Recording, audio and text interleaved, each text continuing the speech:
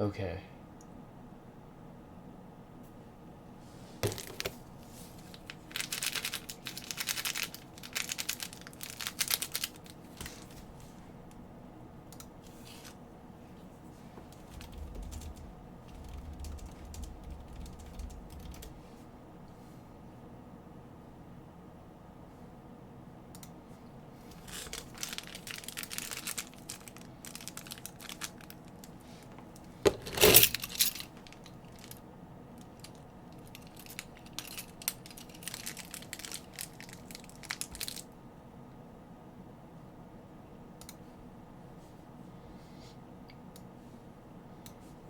Hey, Dio.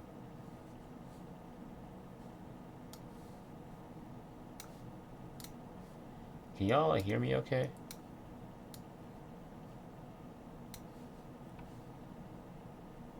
I'm not entirely sure if people can hear me, so I'm just wondering if people can hear me.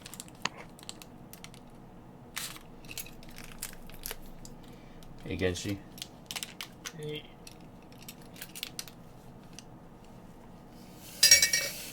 Just watching Frosty Faustings.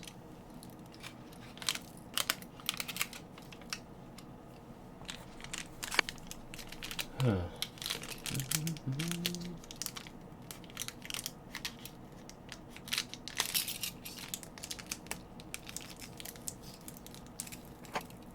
God damn.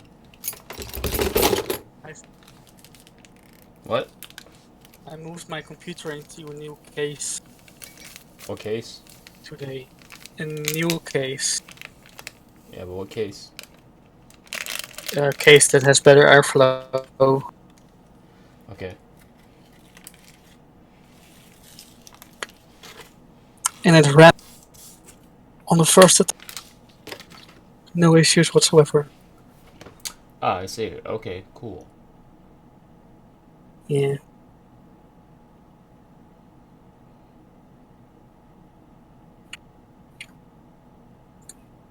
Normally the temperatures were around 50 when it wasn't working very hard, just idling. And now it's 30. So cut down the temperature by half. About. Okay. So that's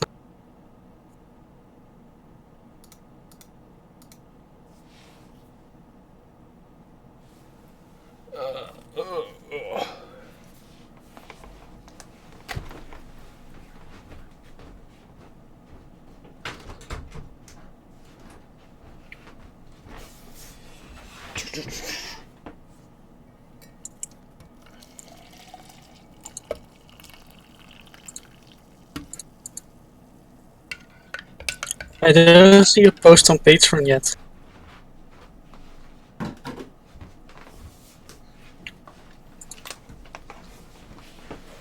Sorry, I was pouring coffee. What? I don't see a post on Patreon. I thought you were making one. Uh, yeah, how do I end up making one? Because, like, it's literally just happens inside the. Because it's just happening in here, right? So, I don't know. Yeah. I guess I'll just at everyone. Yeah, that works too.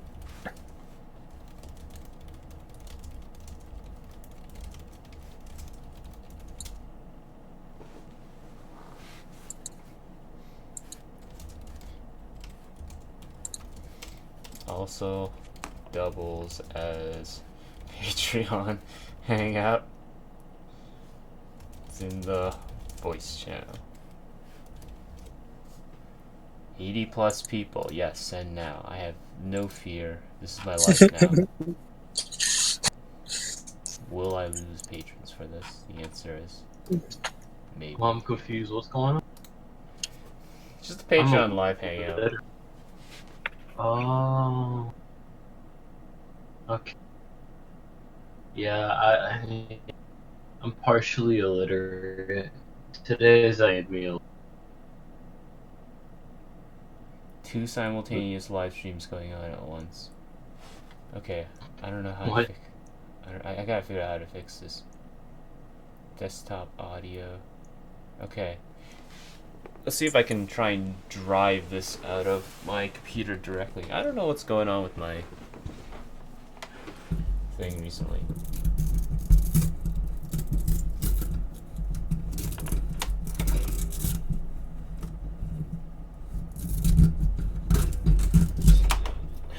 Just fixing my shit. At least I'm gonna try to. Try to really poorly fix my shit. I'm here. Oh, I heard an echo. I don't know. Can you say something again? Get that unplugged.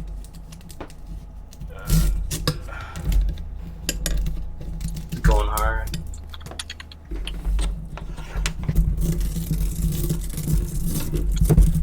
Oh shit. Holy. How do I get this unplugged?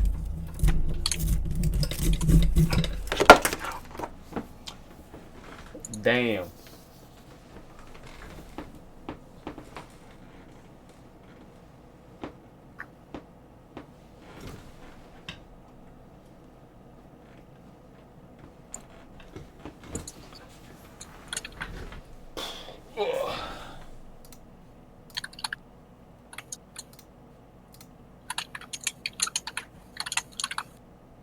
Okay.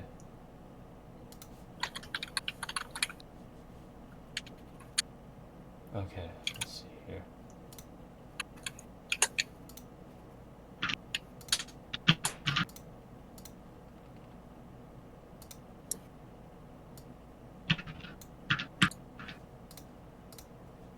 Okay.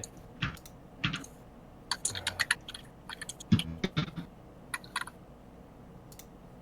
Okay.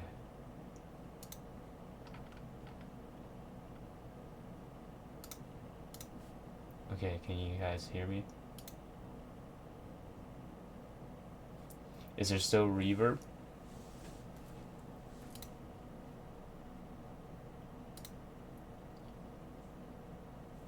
Alright.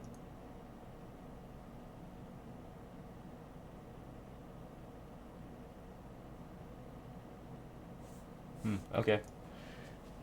Alright, if there's any reverb from anybody in there, let me know.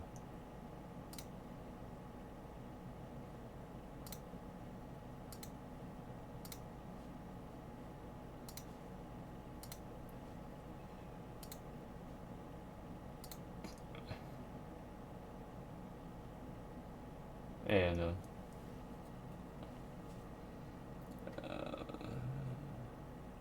Streaming right now? yes, Oh, is it up already? of course. Streaming right now. We are live right. I blame scrolls. What? Always yours fault. Damn, that's tough. Oh my god, look at this. Holy shit. I'm watching the Frosty Faustings top 48? Top 48 to top 60. What the fuck? Yeah, for BB Tech. Crazy. I'm sorry, I just like YouTube is like changed for me. I don't know. I'm not still not fixed, but I figured out what I needed to do to get to where.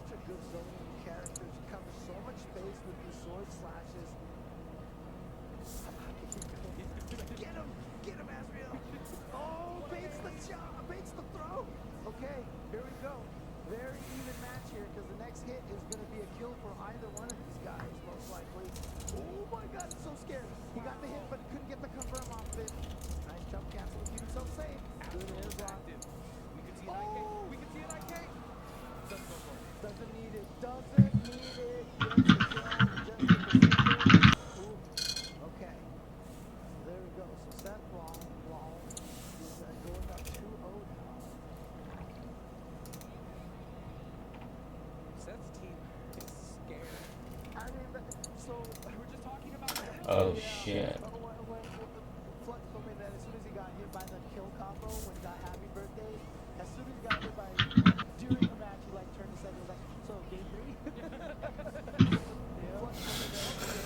Oh, okay. I'm surprised Log Horizon was not brought up in Isekai Part Alright, 2. here we go. Oh, okay. Oh, Mhm. Joe. I need to figure out how do I set this up here?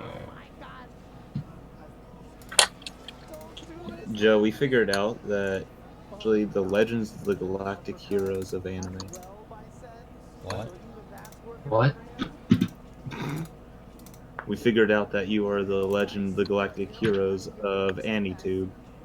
What does that mean? I'm gonna It kill you. means everyone will admit that you are the best, but no one has actually seen What do you mean? you. It's just Okay. messing around. Woo! Who's a better chicken sandwich? Sorry, it's a bad habit I've developed. Okay. Randomly doing that. Okay, I think this is the one. There's like a weird reverb on my end. We don't hear it at all. Nor We do also I. don't hear the stream that you are watching, the Twitch stream you have up. Is that good? Well, the stream is like Is there no you'll longer be the behind a reverb? little bit anyways, but the stream is right here. Alright. I was trying to ask Joe, did that get rid of the reverb? Um, I don't hear any Yeah, sometimes the headset I use because it's slightly broken. And by slightly, it's very broken, but I duct taped it back together.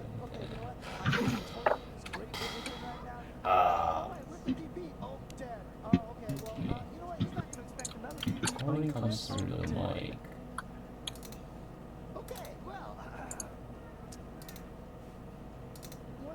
Hey Joe, Yeah, what up?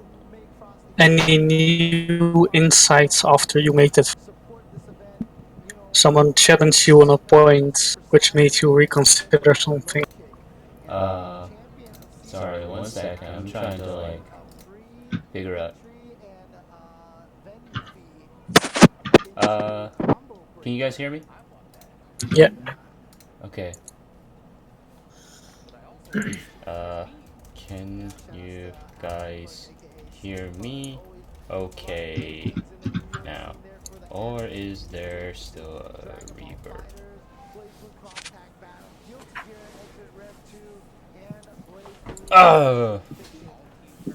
Hello, Joe. Can you hear me? Yes. Yep. Okay. Yeah. Yeah. I was just gonna ask, what games are you watching for, Frosting? BP Tag is like the only one that like I actually know how to watch, if that makes sense. Yeah, no, that makes sense. Yeah, it's the Dark Souls of fighting it. No, Shut it's up. not. It's definitely not. It's pretty hard. Yeah. No, You it's gotta pretty have whack. Anyway. No, you gotta Everything put a is the lot of Dark hours. Souls of something. You gotta learn Oh, put a lot of hours. I just want to know what, when's top 8? Oh shit, yeah. It was. Ooh, let me load it up here. It's top 8 on Sunday. That's basically the question. Top 8 is. I think top 8. Yeah, top 8 is tomorrow. Yeah. Okay. If you're gonna like watch it with the guys on a voice chat, Yeah, I'll probably watch it. Yeah, I'll probably watch it with the folks tomorrow. Yeah. alright, yeah, that's really it. I don't know. We haven't hung out in a while, so I thought I'd come in and talk shit about your game. Oh, okay. Yeah. Oh yeah, because BB Tag's fucking whack, dude. I hate that game. I've never expressed prejudice until I found that game. Anyways. Okay. What is it? wins kinetic literature. Wins Marvel. BB tag, BB tag. When is Melee coming up? Hmm? Melee. Oh shit! No, it is. It is.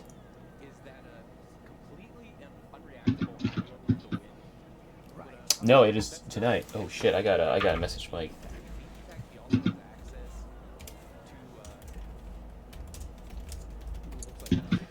What's Central Time? Central Time is what? 2 hours? Oh, Ace of King, please.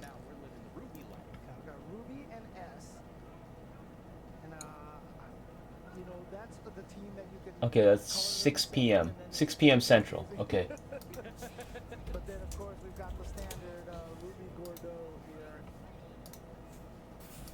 Has always been a really strong character in the Yeah. Okay. Okay. Let's get through some of these comments.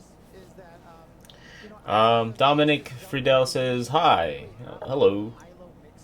Views by Andre says yo. Okay, man. Reincarnated as a Slime is pretty good, which is currently airing this season. Yeah, it's pretty good, yeah. Aisling says, the last video blew my mind. Seriously, good work. I don't know. I don't know what was the last video you watched, but thank you. Thank you, I appreciate it. Vamp says, I'm surprised Log Horizon was not brought up in Isekai Part 2, because Log Horizon has a big plot point concerning food and the people actually being able to taste it. Yeah, yeah, Vamp. Damien and I talked about Log Horizon in a much longer talk, but we ended up having to sort of, like, cut it out, simply because that, like, I wanted to try and keep, like, the subjects fairly focused. Because, like, the thing is that, like, if we include Log Horizon, the main inclusion simply serves as a, oh, here's another example, right? Because, like, it's not necessarily, like, challenging any particular framework we've set out. It just kind of reinforces it, so it's more of just like, oh, you know, look at Log Horizon. This also does that. So yeah, that's why we didn't really end up talking about it. Let's see here. Can we get the Arsenal-Chelsea game on? No.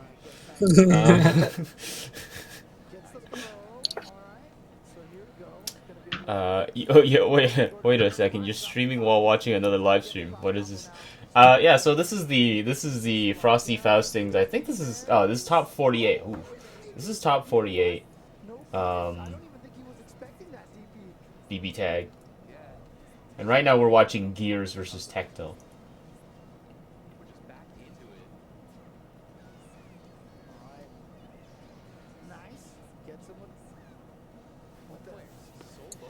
Man, on some level, I kind of want Gears to win because Gears is a really nice guy.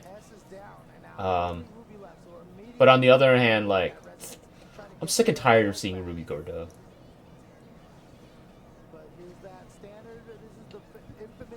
Ruby Gordeau is a class. It takes a lot of skill to play. Well, it does take skill to play, but it's like it gives you so much more bang for buck than every other team. It's just like, hey, you know, if somebody spends like 100 hours on one team and then somebody else spends 100 hours on Ruby Gordeau, they're immediately going to do so much better with Ruby Gordeau.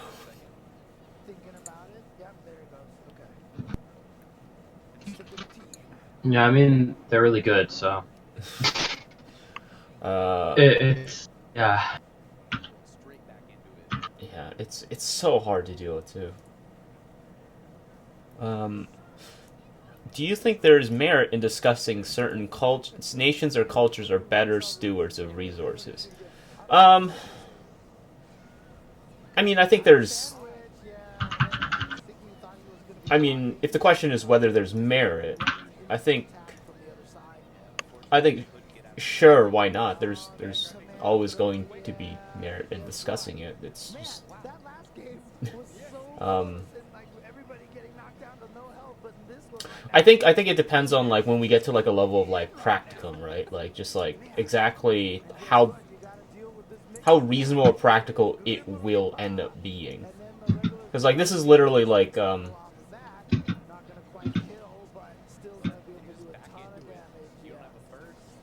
don't know. Like I think the basic question of like, do I think there's merit in discussing it is, I think there is, but it's such a hard thing to navigate.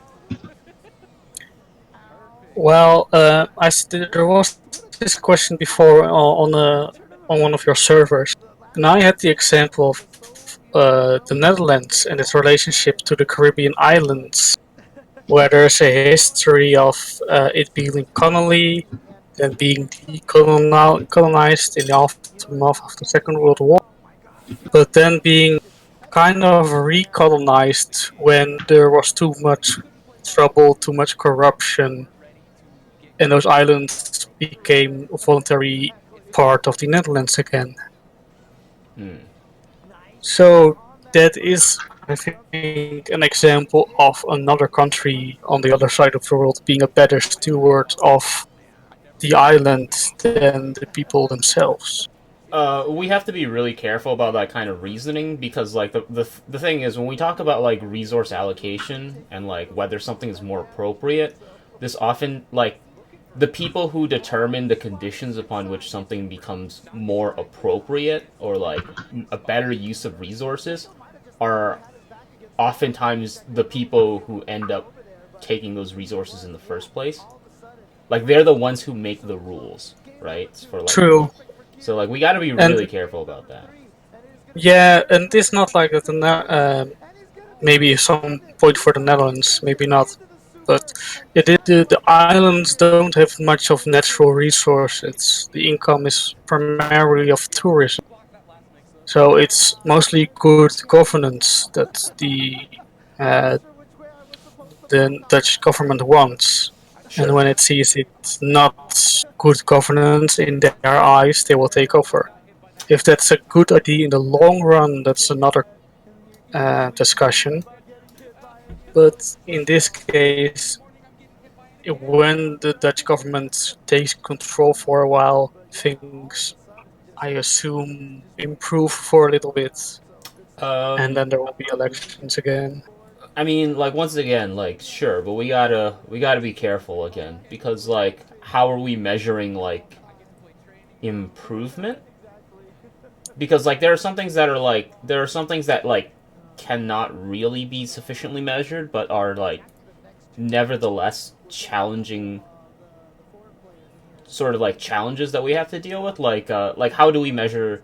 We might measure like for example, we might say like oh literacy rates are up and like like literacy rates are up and like maybe people are making more money or and people have more access to goods and services and so on and so forth, but like how do we like measure something like as intangible as like a Self sense of governance. yeah self-governance and alienation and whatnot, because Yeah, like these are not factors that like the colonizer might necessarily care about measuring because there's no incentive for them to do that, right? There's no incentive for the colonizer to measure whether the colony has the ability to self-govern because it's not self-governing. It's under the colonizer's metric of control. So yeah, I see where you're it isn't coming really a from. good analog. Yeah, in this case, the Dutch government would very much like the islands to have a self-governing party. It just doesn't. It well, in the past couple of years, I haven't heard anything of note really from the islands. So I assume they're self-governing, good enough, good, fine enough. But it happened sometime in the past. That's Yeah. what's my I take the example from. Yeah. Let's see here. Um, Have you read the manga Plus Size Elf? It's trashy but super interesting for discussions of isekai and food. Probably going to make a longer comment about it in the video. I read a little bit of it. Was that isekai? I don't remember that being isekai. Maybe my memory is just like really poor. It's a reverse isekai. If Oh, it's okay. the same manga, I think an elf came, a dark elf, and some other fantastical monsters. Okay. Yeah. Plant, shark, girl, etc. And Okay. the main thing is that the food here is too greasy, too good, etc. And so they become fat and obese. I mean, that's probably a more accurate description of what happens when modern food gets involved. Aside from probably like major digestive problems. Yeah. I haven't read it either, but that's the main thing. And the manga itself is then about is about losing weight and the struggles commonly dealing with that. Yeah, I read a little bit of it when the manga first came out, and then like I sort of just kind of I didn't recall like isekai elements to it, so I kind of just like put it on the back burner. But I'll have to revisit that in more detail. I would suggest that lower infant mortality rates are also a good thing. Yes, lower infant mortality rates are definitely a good thing. Kinetic. I think the concern is obviously like when these discussions of like these sorts of very incredibly when these discussions of like very intrinsic goods goods not in the concept of commodity, but like goods in the context of like things that are good. When we deal with these like this intrinsic good, there are nevertheless a series of like power structures that are implicit within this action that we have to like be really careful of, right? Because it's like so like if we do say that like this person comes in and then lowers infant mortality rates, we say okay, that's awesome, that's great. But like what is it in service to? If it is a purely altruistic endeavor, then that's that's great, that's awesome. But if it like oftentimes that isn't really the case, and so like I think we have to be I'm not saying that we should reject progressivistic like actions, but we should at the very least try and understand like why are certain actions done the way they are, if that makes sense. To kinetic literature. Yeah, in the same line, there was that hurricane a couple of years ago, and the island of St. Martin was hit very hard. And that island isn't a part of the Dutch government anymore. It's still considered part of the Kingdom of the Netherlands, but not part of the government. It's own island, own government. But once the hurricane hit, Dutch police, Dutch army personnel kept the order, and when lots of money was made available for the island, it was under the condition that there will be an integrity chamber translation committee being would be established to oversee that, and that was a bit of forcing another country to adopt a tool of a former colonizer to spend the money for the island instead of the island determining where the money would go themselves. If it was good enough for the colonizers, then the money could be spent. Not,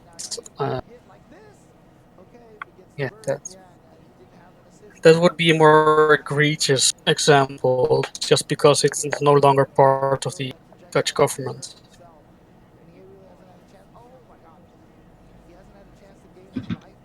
Children's End. Oh, I've read that. Man, that's Childhood's End. Yeah, the oh god, by Wyndham, right?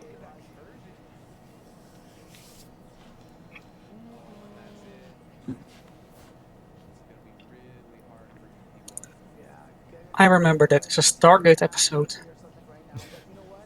If I'm Kame, I just would never call my assist unless I know it's a true block streak. So you can see Kame just playing so patiently right now. Oh, well, never mind. He actually got picked up. I didn't think he would be hitting. I just see like unknown otaku's like name just like constantly flaring up saying something, but I don't hear Oh. anything. That's because I wasn't talking. Oh, okay. I was just like, oh no, is this another I have it connection glitched, issue? so I don't have to do anything. Oh, okay. Oh, we're talking about infant mortality and why it's great and stuff like that. Yeah, I remember. I was keeping up. I mean, unless you're like a hardcore like neo-Malthusian, then lowering infant mortality is great. Unless you're like the guy who's just like, no, there's too many people as it is. We need to increase infant mortality. That's what I we don't need know. to do. I'm usually pro-abortion. Oh. Prenatal, that's not infant.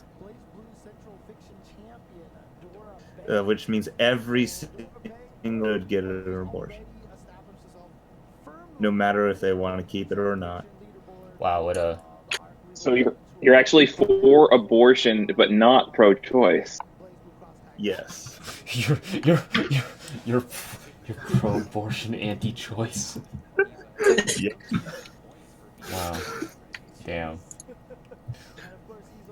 Don't cut yourself on that edge, bro.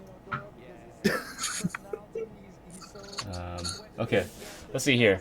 How's the grad work going? Very slow. Oh, message retracted. I mean, never mind.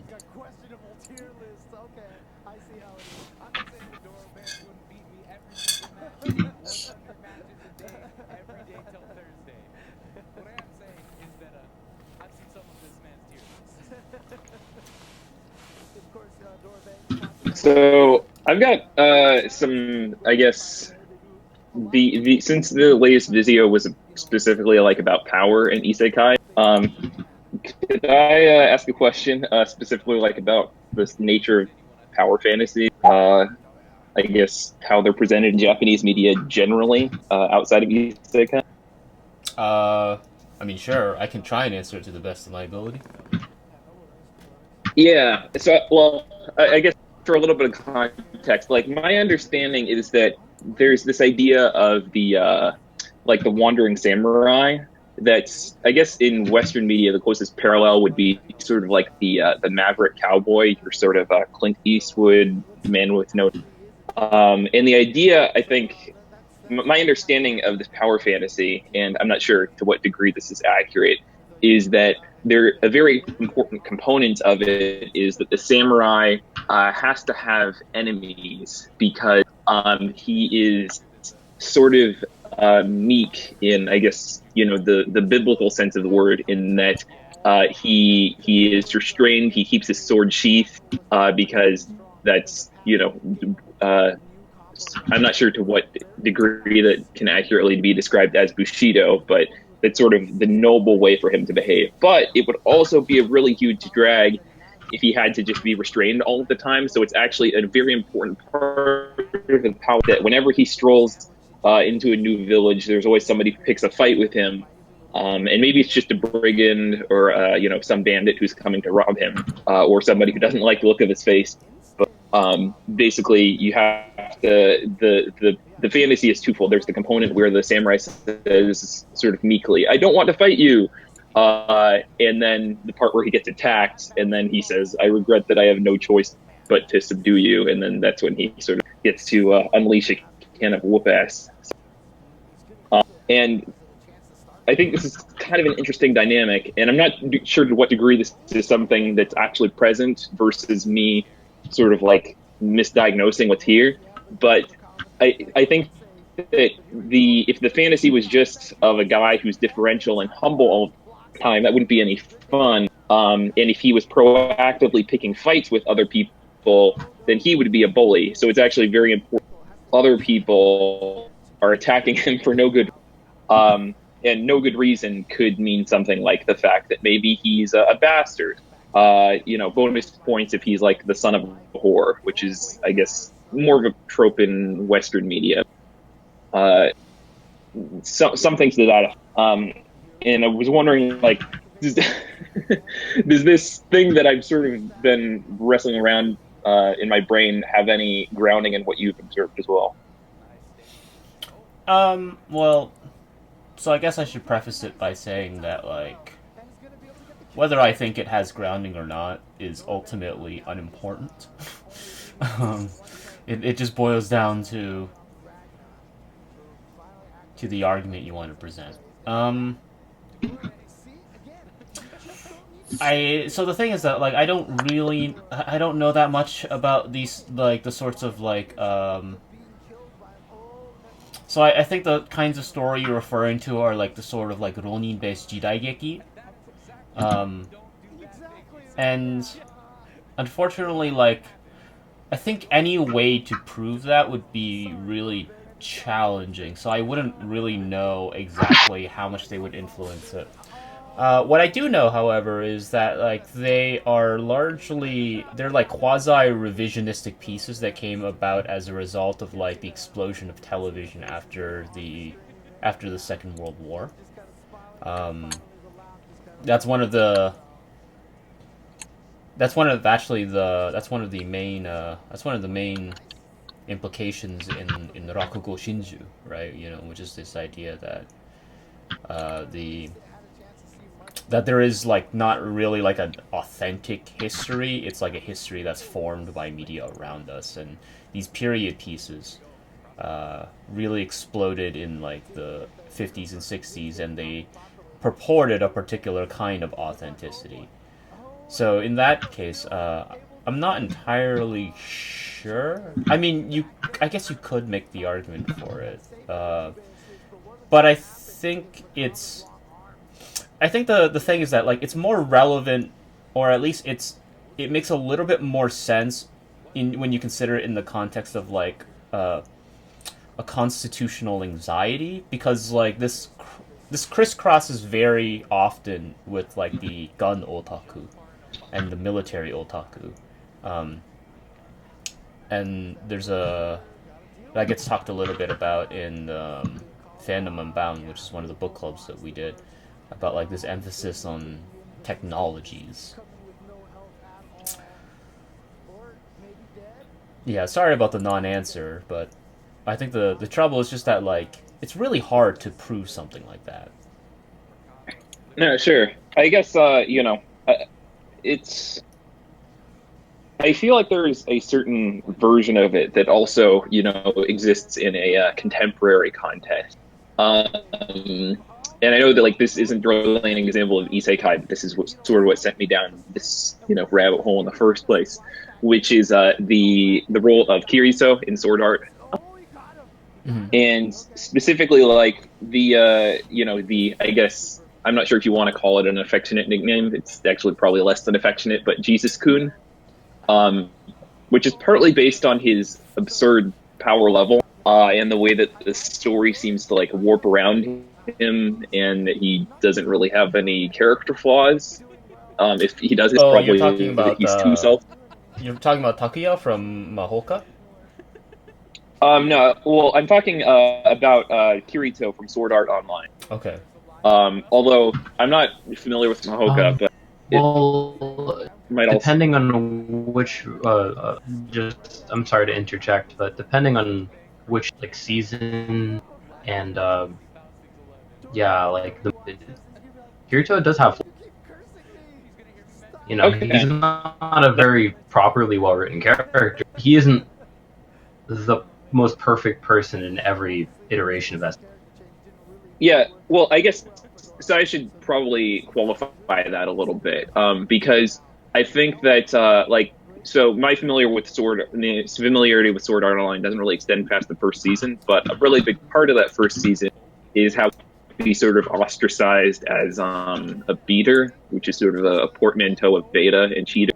In the story, he sort of announces himself as a beater, and I guess this sort of plays into two things. One of it is the power fantasy dynamic where he has this advantage over everyone in this world, dudes who have gotten to participate in this beta, but he could have kept that knowledge hidden.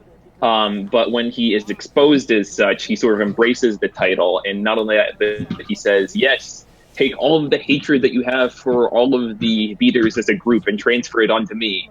My understanding is that he does this sort of in the hopes that by focusing all of this anti-beater sentiment toward himself, the other people who are beaters will be able to better remain hidden and avoid the same fate. So you have this dynamic where he's literally taking the sins of this class upon himself, which I think in a funny way actually kind of completes the Jesus metaphor, because I guess it's sort of the same thing that Batman does at the end of The Dark Knight, where he says, like, blame me for all of our and so actually I guess there's like a certain amount of irony in the fact that I think that the nickname Jesus Kun is most commonly used by critics, but in a way I think that it strikes at the core of what makes Kirito work as a protagonist for a lot of viewers.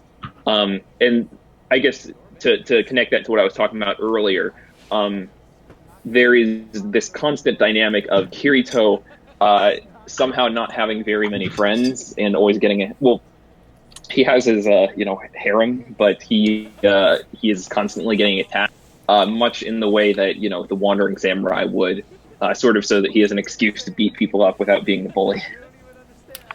I gotta do laundry. I will be right back. Feel free to keep going. I'll be back in 5 minutes.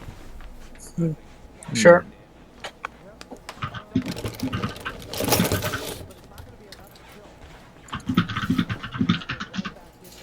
I don't know. I just always loved the nickname Jesus Kun. I know 3 characters that have the same nick. One of them is that magical transfer student. Yeah, Joe brought him up. Yeah. And another was, I think, from a Gundam one of the many Gundam series. I don't know. Are we going to start calling, what's it called?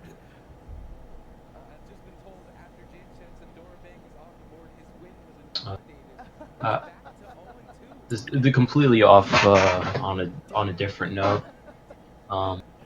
I do like how in the new season Kirito just keeps getting shot in the foot. It's happened like 3 times now. Oh no, it happened 2 times and almost happened. Like they had like a shot where they made it like they faked you out. They were like, "Oh, did he get shot in the foot again?" And then they like pan down and then they show he wasn't. And he just like has a shit-eating grin on his face. Just really random. I don't know. Sorry about that. How close is Sword Art Online to Excel World these days? Still a bit away. Alright. Are you talking about how close are they, like, in terms of canonical, like, timeline?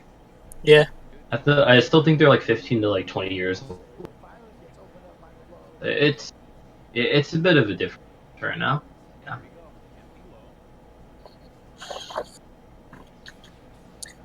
It's an underrated show. Underrated SAO. Yeah. Now, show, not SAO. Underrated show. Are you talking about XL World? Yeah. Oh, okay. Especially the end. When whiny character mans up. I have a real thing. I'm not sure if I would say that I have a thing against shows, but I don't know. There's something that whenever like a show has a character, like one member of the cast is like super deformed, while the rest of the characters are all like realistically humanly proportioned. It's always kind of weird. And I remember that being a big thing in XL World because it's only the main character. Yeah. Alright, Yeah. I'm back. Okay, what'd I miss? Everything. Oh, We shit. discussed. The stream ended, actually. You got hacked. I got hacked? Yeah. Yeah. By the main character of Excel World, Oh, no! Brainburst. Yeah, dude, Haru got you, man. It's over. Well, it was good while it lasted. Now the channel's called Excel and Select. Okay. Yeah. It's crazy. Alright, There's only videos how SAO relates to Excel World. It's the only videos there is. oh, man. Maybe I'll get more subs. I feel like manufactured Edo authenticity comes up all over the place in Japanese studies. I came across this idea a lot while doing research about the Furusato. Can you talk a bit more about why this seems to happen in Japan a lot? Is it something specific to Japan? So I don't really have like a detailed explanation as to why it happens. From what I've read, the answer has largely been the effect of television. And this sort of like romanticization of like the pre-war period. So that's really the only answer that I've kind of come across. It's a little unclear because like this isn't. It kind of just happens like after the Second World War on a broad scale. Somebody who actually specializes in that will have to tell me because like yeah, it doesn't really get answered as to like why it happens. It's just like explained that like it did happen. I don't think it's really unique to Japan. I think it happens to most countries that have a longer history. Maybe the Americans have something of a cowboy to fall back on. Yeah, that's true. It's also like yeah, that's true. We have to be careful about like these like Nihon Jinron dialogues because like they Nihon Jin. yeah, it's just like it's probably yeah like it just might crop up a lot more simply because this is a channel that sometimes talks about Japanese cartoons.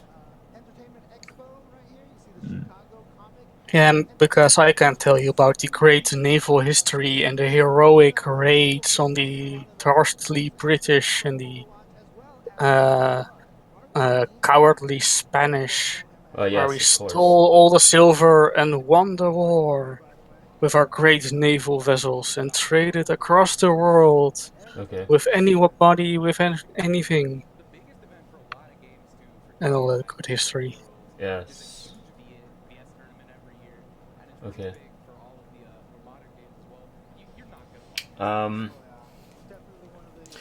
Scrappy Doo says, seems like you were talking about keeping the hero's purity, like how Batman never kills the Joker. How does this relate to Isekai? Missed that part. What? He's asking how does it relate when he says he missed that part. He said he didn't see an explanation for that. If we're talking about like on a broad scale, oh sorry. Or I think he was talking specifically in response to what I was saying about the idea of the wandering samurai / cowboy who is really good at killing people but is never the aggressor. Okay. Alright. In which I would say, yeah, it's not specifically about Isekai. It's kind of it's kind of funny because that's kind of historically inaccurate because samurai were like huge dicks. Oh yeah. They were huge dicks. Yeah, you could tell that by their sword. In regards to talking about the hero's purity, that doesn't really, so for Scrappy, that doesn't really relate to Isekai. There's a lot of Isekai out there where the heroes are completely fucked up.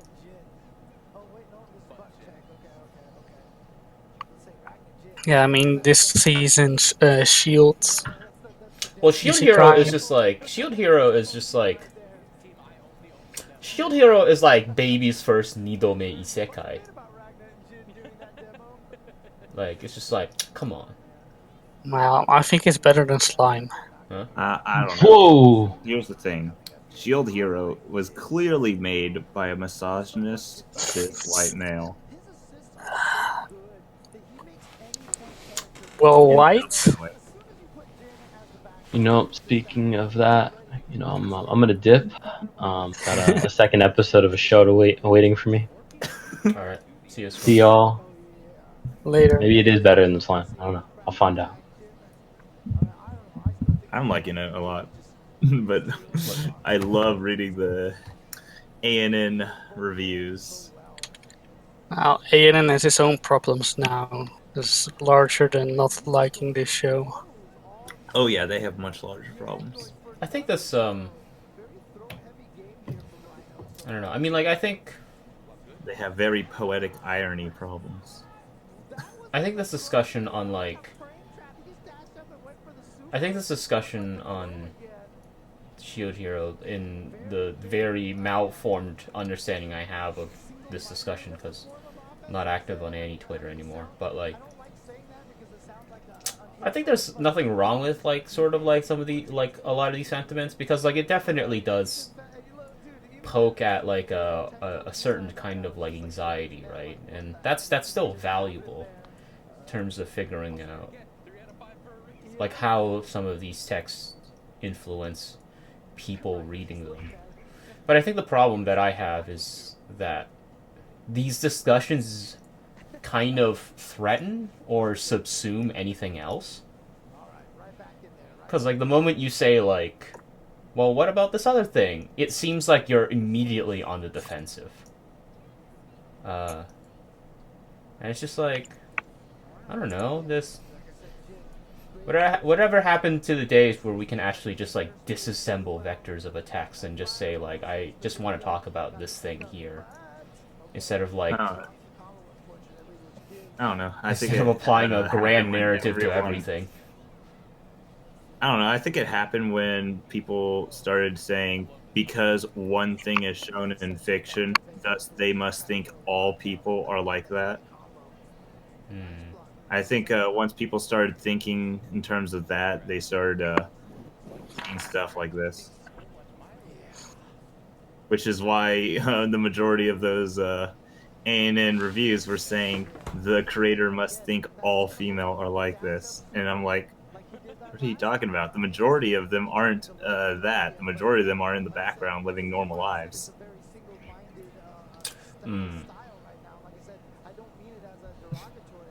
I don't think that... I don't find the conversation very much helpful or insightful in any way. I just find it funny to laugh at. Yeah, but still. I think it's like I feel like if the community like I feel like if the community knew how to have discussions a little better, then we could actually have a lot of like really important discussions. I think you're putting a little too much hope for people. Maybe, I don't know, because like remember I'm not on any Twitter anymore, so. Oh, is that why you haven't answered any of the tweets I tweeted? Huh? There's a Dad's Twitter account. There's like, it's just like gone.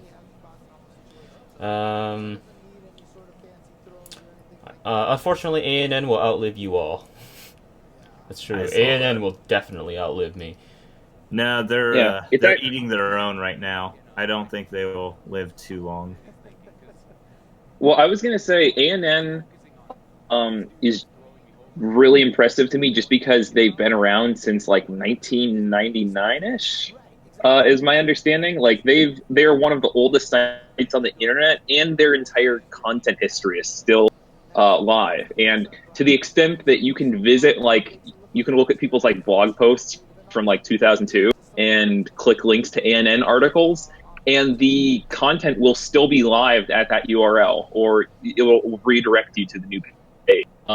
Like whenever they migrated over to whatever new CMS they're using, they were really smart about making sure that all of the old URLs were still live. And for that, I'm very grateful because it's actually really useful when you're trying to look up stuff from that era of anime history. Like well, like as an example, there's a lot of like stuff in anime fandom that I feel is like sort of like a oral history where it's like you read it in a forum post and then you repeat it on a forum post, and it's this game of telephone that just continues like sometimes for decades. Somebody has a primary source, and sometimes it's like, oh, but there's this ANN post from like 2002, citing something that was on a blog that is now gone, but the ANN post is still there. So it's actually a very, valuable resource, and I'm very happy that catalog of content is still live. Yeah, kind of like how everyone is talking about, like, creators say one thing when they've never actually said that thing about their show, but someone spread it around and did it, kind of like that. Yeah, well, like as an example of like, oh, this is like a story that was passed down through oral tradition. Full Metal Panic first season aired in 2002, and the third episode of that show involves a plane getting hijacked. Now, if you might remember, Q1 of 2002, about 3 months after a pretty significant airline hijacking that happened in, the fourth quarter of 2001. We shall never forget. So the thing that I had heard for a long, long time was like, oh, they were actually originally going to air it during the fall, but then 9/11 happened, and then they were like, oh no, we can't air this, so they had to push it back a season. Which is like an interesting story, but like, is there anything to verify that? And like, eventually, at one point, I just went back to the old ANN site and like looked at articles that were published around September or October of 2001, and it's like, yep, turns out there was an announcement that was getting delayed for that reason. So, whereas like if that ANN article, which was like really just like, it's like this 200 word, I hesitate to even call it an article because it's basically just the headline, but and it's also great because page, never mind. Yeah. Well, it's great because the article, quote unquote, you can clearly tell this was written in an era when not everybody had like spell check built into their browser, and that because they're a website in the year 2002, they don't hire an editor and stuff like that. But it's like, still, this is a catalog of stuff that happened, and if you want, it's there for the record.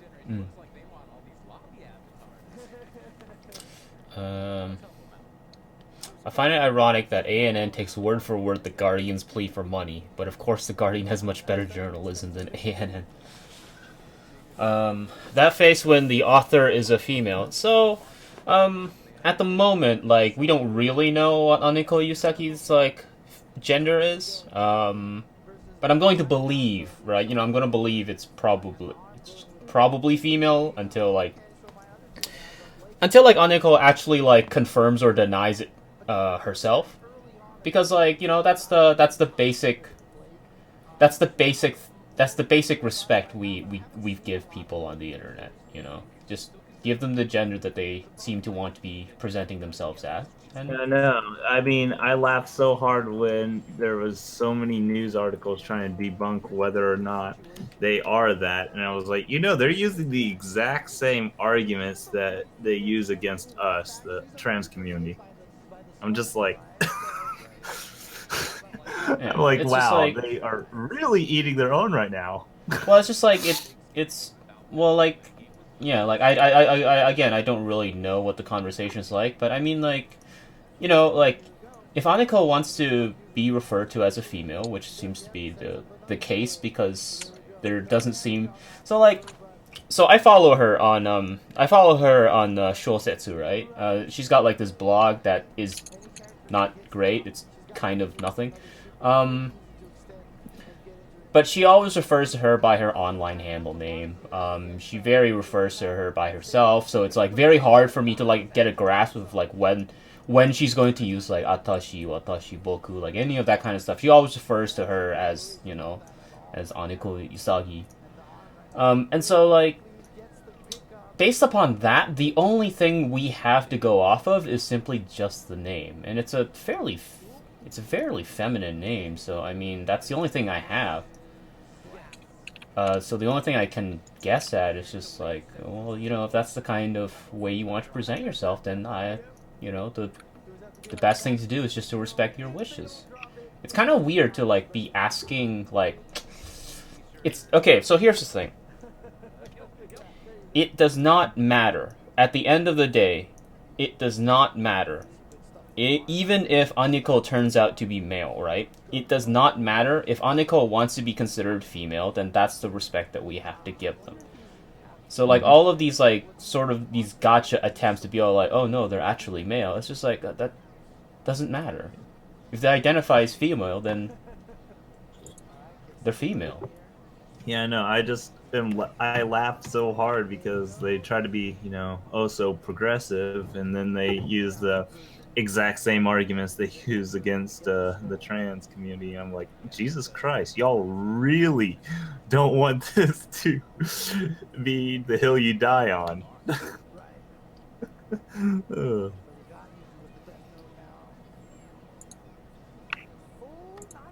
Let's see here.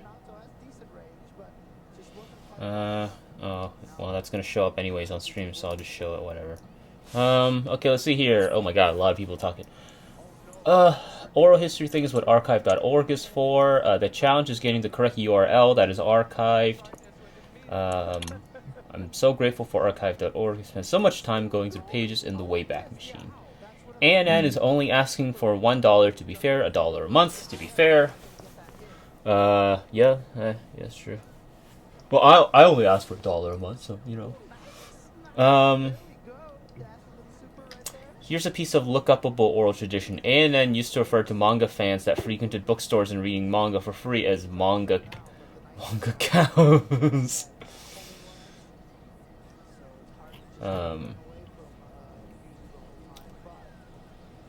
My problem is that they basically plagiarized that from The Guardian. I don't know. As long as you give ANN money, they will promote anything.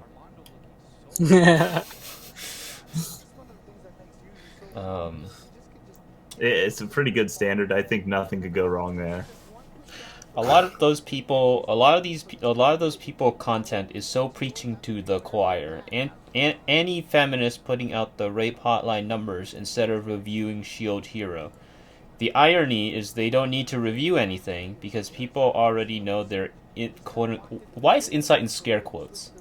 Their content is just reaffirming those people's politics. I appreciate what Anti-Fem is trying to do, even if they don't always do it in the best way. So, like, here's the thing, right? You know, like, I agree with Eccentric. I back Anti-Fem on Patreon because I think like what they're trying to do is actually a very important endeavor. It's actually a very interesting endeavor. By most measures, it's actually a good thing.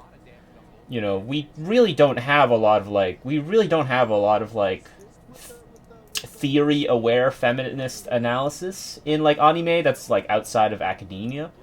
And even then, like, the trouble is that like a lot of feminist analysis in academia on anime falls to the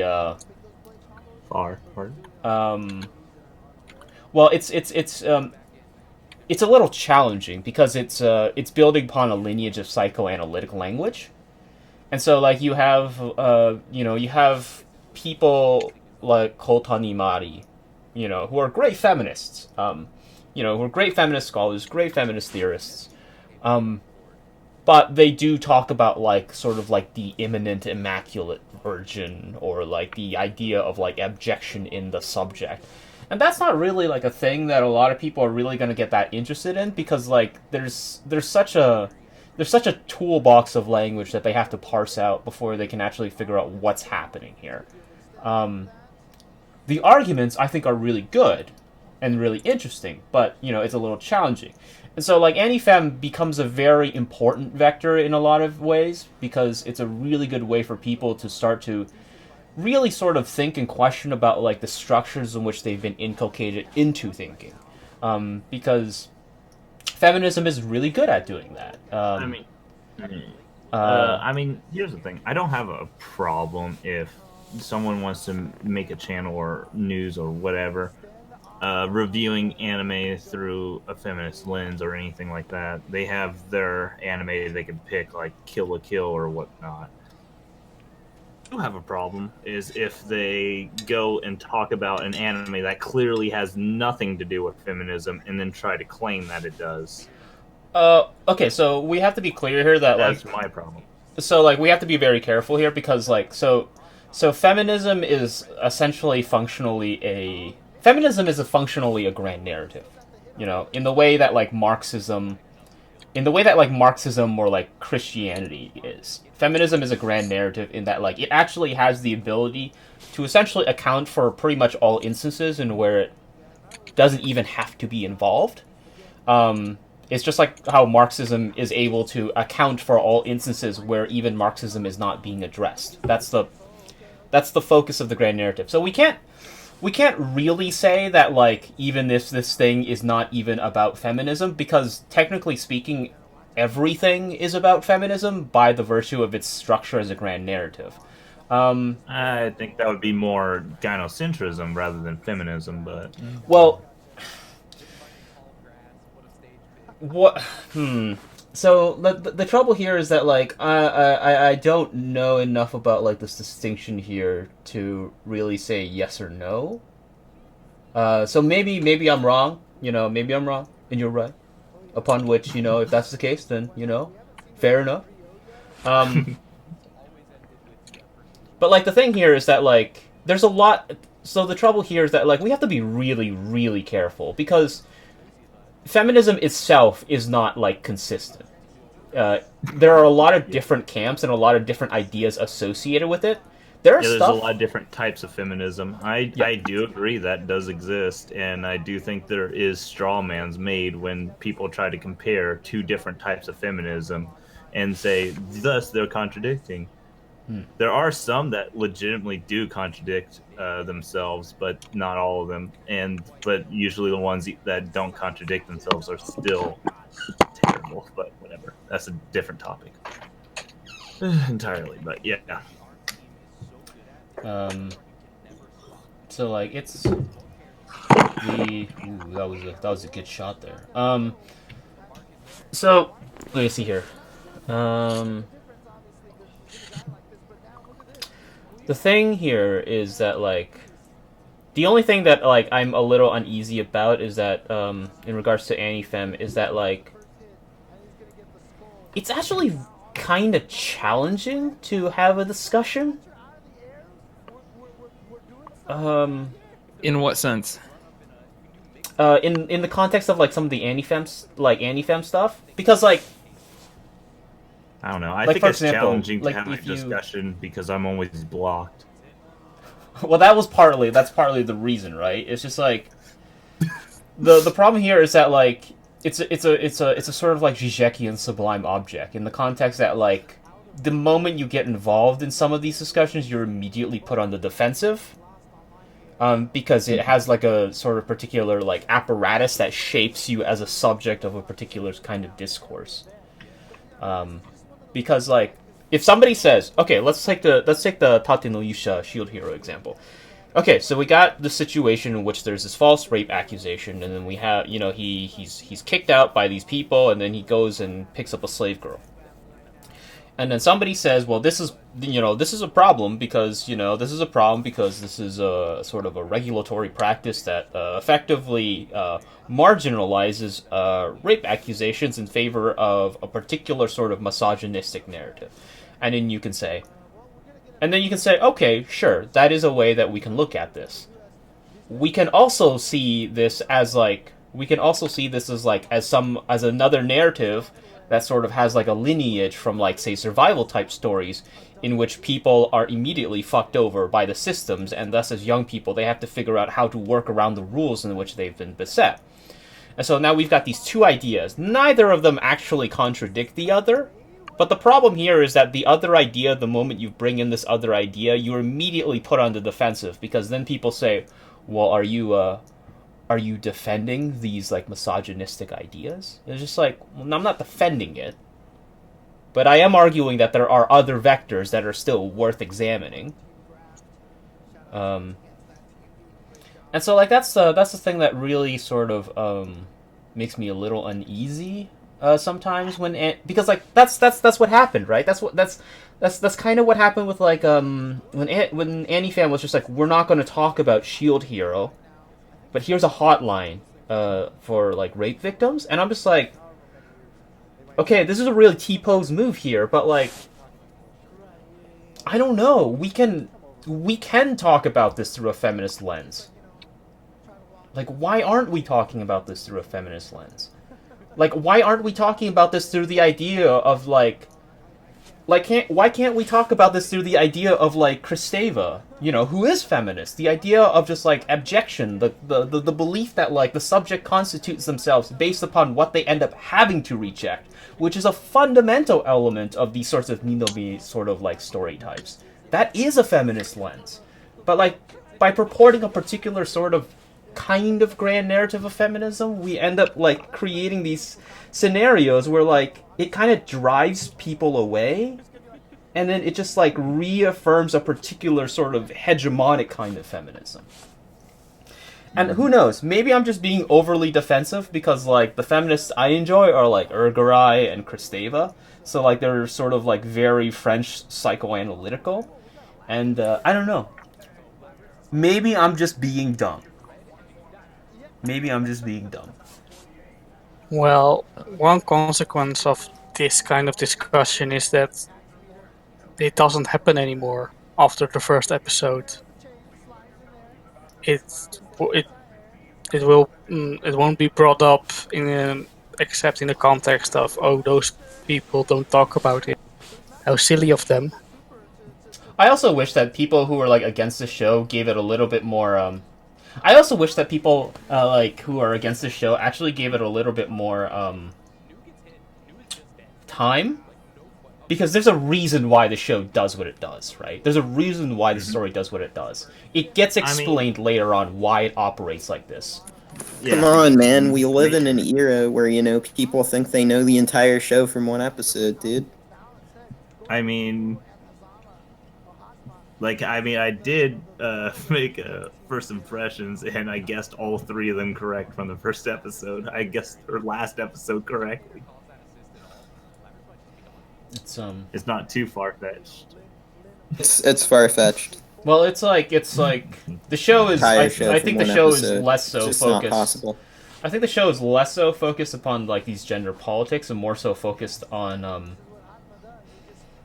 capitalism. Actually, I think it's a fairly anti-capitalist show.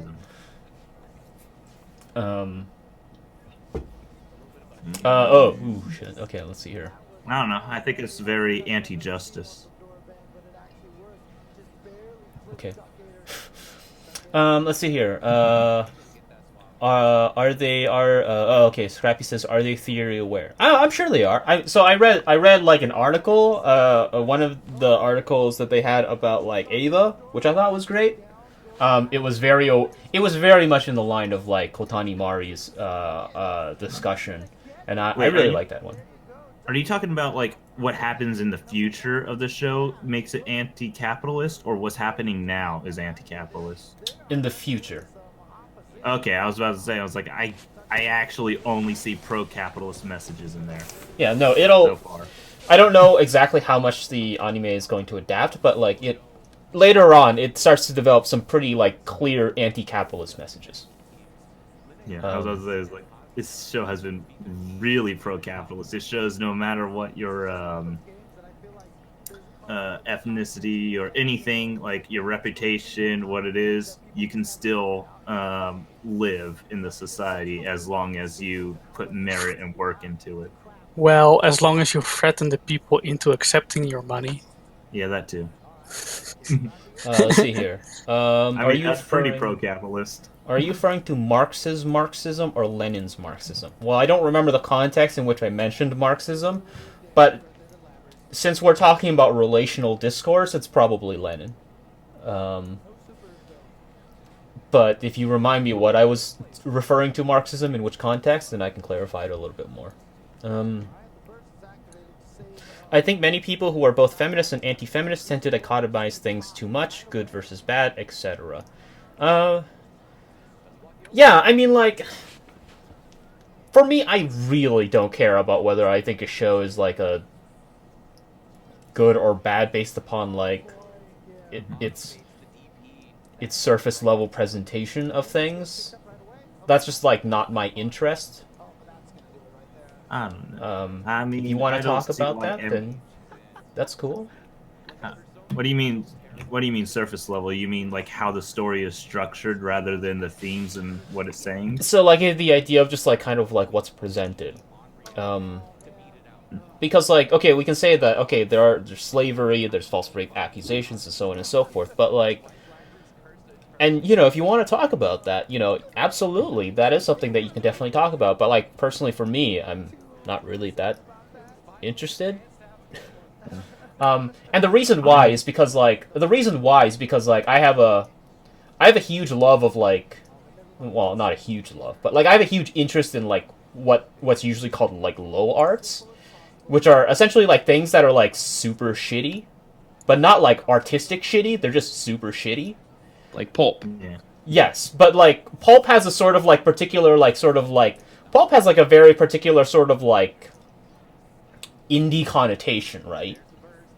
Where it's just like, you know, there's a particular sort of scarcity narrative in pulp. Like, with this one, I'm talking about, like, what can we actually glean from Michael Bay's Transformers, you know? But, like, even shittier than that. And I think, like, we kind of had this sort of conversation, we kind of have these sorts of conversations in, like, horror films. Because, like, fundamentally, at the end of the day, they're representing these incredibly problematic actions. You know, they're representing murder, isolation, alienation, and so on and so forth. But, like, we don't really say that this film is bad because it depicts a bad thing. We actually try to interrogate it beyond the thing that is being represented to see what might be a bit further down the line than just the thing that is being shown is bad. If that makes sense. I don't know if it makes sense. I'm, like, trying to talk as well as watch this live stream at the exact same time. I don't know. People getting mad over the slave in the anime. I can't see why they are getting mad over slavery in fiction when it's not even wrong in real life. That's right. I agree 100%.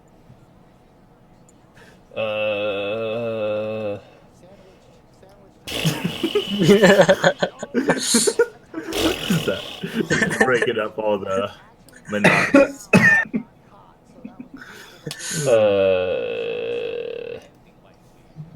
Slavery's bad, okay? Okay, slavery's bad. Okay. Okay, let's see here. Alright, let's see here, what do we got? I think this is really the reason pretty much all political discourse is screwed nowadays. I think most problems that people have towards ANN or anti-fem is that they're perceived as their opinions having more power than your regular anime Joe. Yeah, I agree with that. Let's see here. Will this podcast stay up? Well, it's a stream, so probably not. Maybe, I don't know.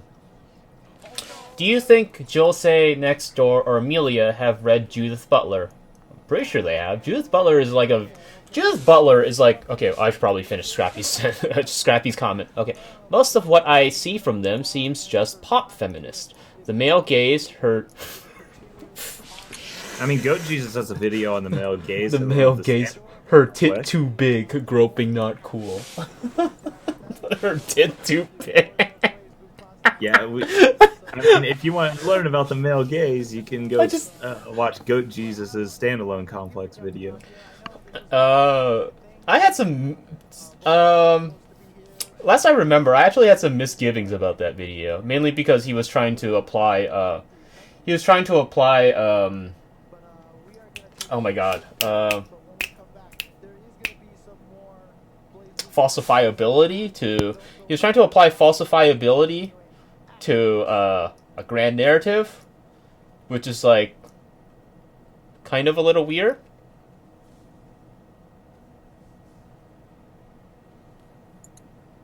Did I cut out? Wait, No. what? Oh, okay. Arguing with people. There's whatchamacallit. Because like They're arguing that double standards is good. Because it whatchamacallit. Just in my comment section, they're arguing double standards is good because there are some things that are immoral and you can't account with standards, thus you should censor them. double. Okay, I'm a little lost on that, but okay. Yeah. So the trouble with using falsifiability in the context of a grand narrative is that like the grand narrative invariably has no caring for accounting for falsifiability. So like it's kind of falsifiability largely works in the context of like a positivist position. You know, like to prove something we have to note that it is different from this thing. To say that this is a street rather than a highway, we have to reject the highwayness to make it a street on some level, you know. And so it's just like when you say that like Freudian psychoanalysis is infalsifiable or unfalsifiable, and that makes it wrong, is like, well, that doesn't really apply. I don't know. I always am a little iffy when you say because it's unfalsifiable that makes it wrong. I just say that that makes it to be correct. I wouldn't say that's wrong. Or not even unable. I just say it's unable to be proven, can't be proven or disproven. Well, that was Go Jesus' point, right? You know, it's just like the lack of falsifiability puts into question the nature of this grand narrative, but it's just like, but it doesn't care about falsifiability. Yeah. I think we still on the male gaze, right? Well, the male gaze is so the male gaze is Mulvey, who's building off of Freudian scopophilia. Yeah. Okay. I mean, like, I don't know. I honestly just think it's way too broad to even like a legitimate like kind of thing because here's the thing: when you say someone in a titular way for male viewers, like how do you define titular? And I've seen some usually describe like the most mundane scenes as titular that is like literally in everything, and I'm like, and that's how they claim the male gaze is everywhere by making it so broad that it applies to goddamn everything.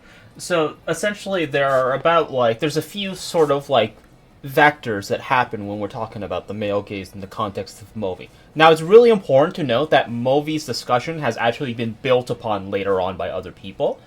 Probably the most important one is, or at least for me, right? The thing that makes the most sense is probably James Berger in the context of...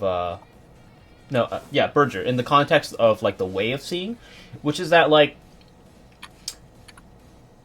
when we present women, oftentimes we present women not in the way in which a woman wants to present herself, but largely in the way in which a man thinks a woman should be presented. And sometimes, in this situation, when a woman presents herself and has the sort of agency to present herself, she is incentivized to present herself in the way in which the man wants her to present herself.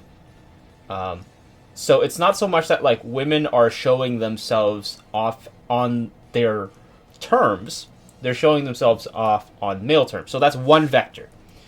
The second vector is that like there's a distinct alienation that happens in the context of like when a heteronormative man watches a woman. So what I mean by that is, if we show an attractive woman in a situation, if we show a very attractive woman, how do we make her, like, not seen as an object of attraction? Like, there's a quasi-biological element to it, but there's also a sort of, like, psychosocial element to it. You know, like, have you seen Under the Skin? Under the Skin? Yeah.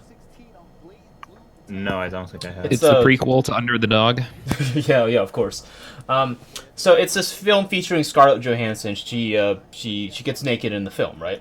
And so, like, for a lot of people, you know, people might find that incredibly attractive. You know, people might be turned on by that.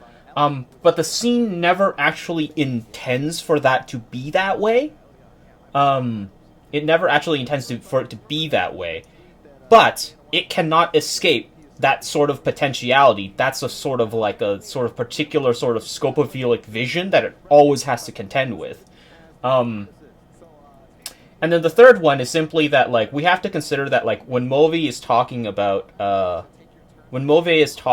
like, male gaze, it is oftentimes a stand-in for patriarchal structure, which is not simply the idea that all men rule the world, etc., but rather that, like, patriarchy is a sort of stand-in. There's multiple patriarchies. There's hard patriarchy, soft patriarchy, and then like a medium patriarchy. Hard patriarchy is where freaking warlords and go into the Mad Max kind of like thing, because like the top 20% will have all the, or top 10 or so. Only the people in power would have wives, and it would be a polygamy and stuff like that, and the bottom would be done and stuff like that. And a soft patriarchy would be kind of, you know, what we have today-ish, maybe.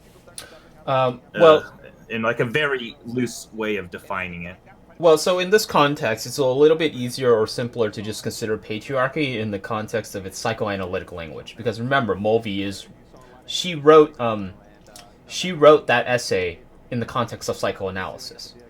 And so when we talk about psychoanalysis, we're talking, she's talking specifically about Freud and Jacques Lacan. And so what I mean by this is that, like, patriarchy is in recollection of le nom du père, the name of the father. Which is a stand-in for, like, a sort of, like, subjectifying, a subjecting system. You know, the thing that makes people subjects. And so, like, Mulvey's interest is also in this idea of just, like, how do we make things that are outside of a system? Like, how do we think of things outside of a system? And so she uses film as that analog. This gets later built on by other people, but it's just, like, when we talk about the gays, it's not like one thing, right? You know, it's like different things. And they all kind of happen concurrently. And whether one thing or not is actually the gays is kind of a little irrelevant, because, like, there's so many different things that kind of come at play. I think it's kind of irrelevant in the sense of, even if this male gaze thing was an actual thing, that wouldn't make it bad unless it's contradicting what the story's trying to tell.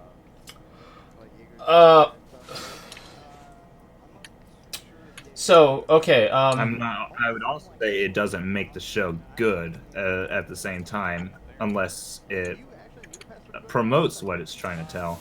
I'd say it's relatively neutral unless it contradicts or promotes. So the thing about the gaze is that, like, the gaze is almost always bad. And what I mean by that is that the gaze only shows up as a thing. The gaze only shows up as a thing because of its voyeuristic dimension. So there is, like, for something to be part of the male gaze, there is a sense of, like, alienation that comes from this, like, disjuncture. You know? So, like, what I mean by that, if a woman shows herself to a man, and a man looks at her and she's like, wow, I'm very attracted to you, and she's like, You know, like, you know, if she's consented to like showing herself, and then, you know, the guy gets very, you know, the guy's very attracted to her, and so on and so forth. That's not actually like an instance of gazing in the context of the sort of scopophilic voyeuristic vision. It's when there is no clear consent, because that's essentially how this operates. Like, the voyeur is only the voyeur's lack of consent in the watching is what makes him a voyeur, if that makes sense. Yeah. So, like, the thing is, so okay, so here's what I think where we're having this miscommunication, all right? Because I think I know what you're going with here, which is that to see a woman and to watch a woman is not always bad. To see or watch a subject is not always bad. Subjects oftentimes do knowingly, with agential power, consent to being watched. And therefore, you know, it's not always a bad thing. However, the lack of agential or consensual watching, the lack of agential or consensual watching, in terms of like how the subject wants to be watched, is where the actual male gaze occurs. That's the scopophilic vision. Now, to what degree that actual watching occurs, and what degree in which we have like that, because like sometimes it's incredibly unclear as to like exactly where the sense of agency comes in. That is where because I was about to say, yeah. Because like now we don't know, right? We don't know exactly how much agency the subject actually has. You know, it can be incredibly unclear. That's where we actually can have that's where a lot of these debates post movie come out. Just like exactly like how do we see this? And so, you know, that's why we have people like Berger in Ways of Seeing talk about like how people see things, and so on and so forth, what have you. What I was about to say, and what was I about to say, actually? I had a point I was going to bring up. I'm trying to think. You were saying... which point was it I was about to... Oh yeah, you're saying it all matters about the consent, and I was... of how they want it, how the character wants it presented, right? So I would say the subject. Define what you mean by subject, because I was assuming you meant, when you said subject, I thought you meant the character. Do you mean the subject matter as in all the context around it? So the subject is just like kind of just the... It's just kind of where like it's just like the concretized vector of power that within the system, because like sometimes there is like, because like sometimes a character might not even be a subject. Like maybe if I just explain my reasoning, we could figure it out easier. Yeah. Well, I was saying more of like, even if the character themselves say they don't approve of it in the narrative of the story, but at the same time in the overall context it fits with the thematics of a story or what the story is trying to tell, then even if there is a quote-unquote male gaze, it could still be a good with the story and what they're trying to do. And that's what I was like, which is why I usually say is like it's all a contextual thing. There's no like you can't say it is bad just in general. You have to give your reasons on why each time it is used it is bad. And if you can't find a reason that is bad, then it's not bad. But if you can't find a reason that is good, it's not really good. It's just rather neutral. It's kind of like when people try to say a scene is good, but you can find flaws with it. Okay. And it's like, well, to what extent is it good, and to what extent is the flaws bad? And it has to go into a huge argument on just like ridiculous percentages and stuff like that. But yeah. Okay. Yeah. So, all right. So, okay. I actually think we are actually kind of on the same page here. We're just using different languages. Because, like, that's what I mean by, like, when we talk about, like, it's in the context of subject. Because, like, characters don't really have clear sort of subjecthoods. Because, like, they are not necessarily they're not necessarily, like, beholden to like a sort of like structure that makes them a subject. So like, yeah, so like, fuck, I gotta take a piss. I'll be right back.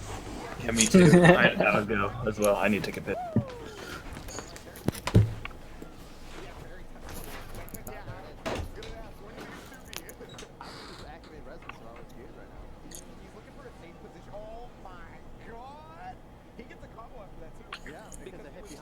So what about that Isekai? Here's a question. Do shows from the 90s, like Now and Then, Here and There, and The Vision of Escaflowne count as Isekai? Well, my own definition of Isekai is maybe somewhat broad in that I think time travel you could include time travel as Isekai. So yes, Okay, I'm back. most likely. Okay, The I other feel like dude is so baked right now. Okay, fine. I'm mostly trying to argue 3 people at once, but yeah. I feel like there is I'm not sure how to define it, but like post like 2013 All right, I'm back. Isekai feels categorically different from here's a question: is The Lion, the Witch, and the Wardrobe Isekai? I don't know. I still say Pacific Rim is the best reverse isekai. Are we talking about like technical or speculative, technical or like conventional definitions? Yeah, well, I mean, so is there a way to differentiate when you say isekai? I'm not talking simply about shows about somebody transported to another world. I'm talking about stuff that is sort of this, 2013 to post that category of work. You know what I mean? Okay. Is Zero no Tsukaima? Oh, sorry. Is Zero no Tsukaima an isekai? It's still false. Well, the main character literally does say, "I've been sent to another world," and he does use the word isekai. Yeah. But on a more serious note, I think there's like a difference we have to make here, right? Between like I think the term is like a conventional or speculative definition versus a technical definition. So a technical definition is like, this is what it literally means. This is what it literally means, and if we go by its technical definition, these are the things that is literally what it is.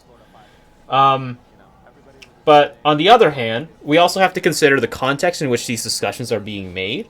And so, like, this is where we get into, like, conventional definitions or speculative definitions, which is just, like, when we're talking about... yeah, so, like, when we talk about isekai, we obviously are talking about isekai, a particular kind of sets of stories, right? And then what those kinds of stories are determined by, like, the groups that are talking about it and, like, the sort of, like, underpinning structures that these things are coming out of. So when we talk about isekai now...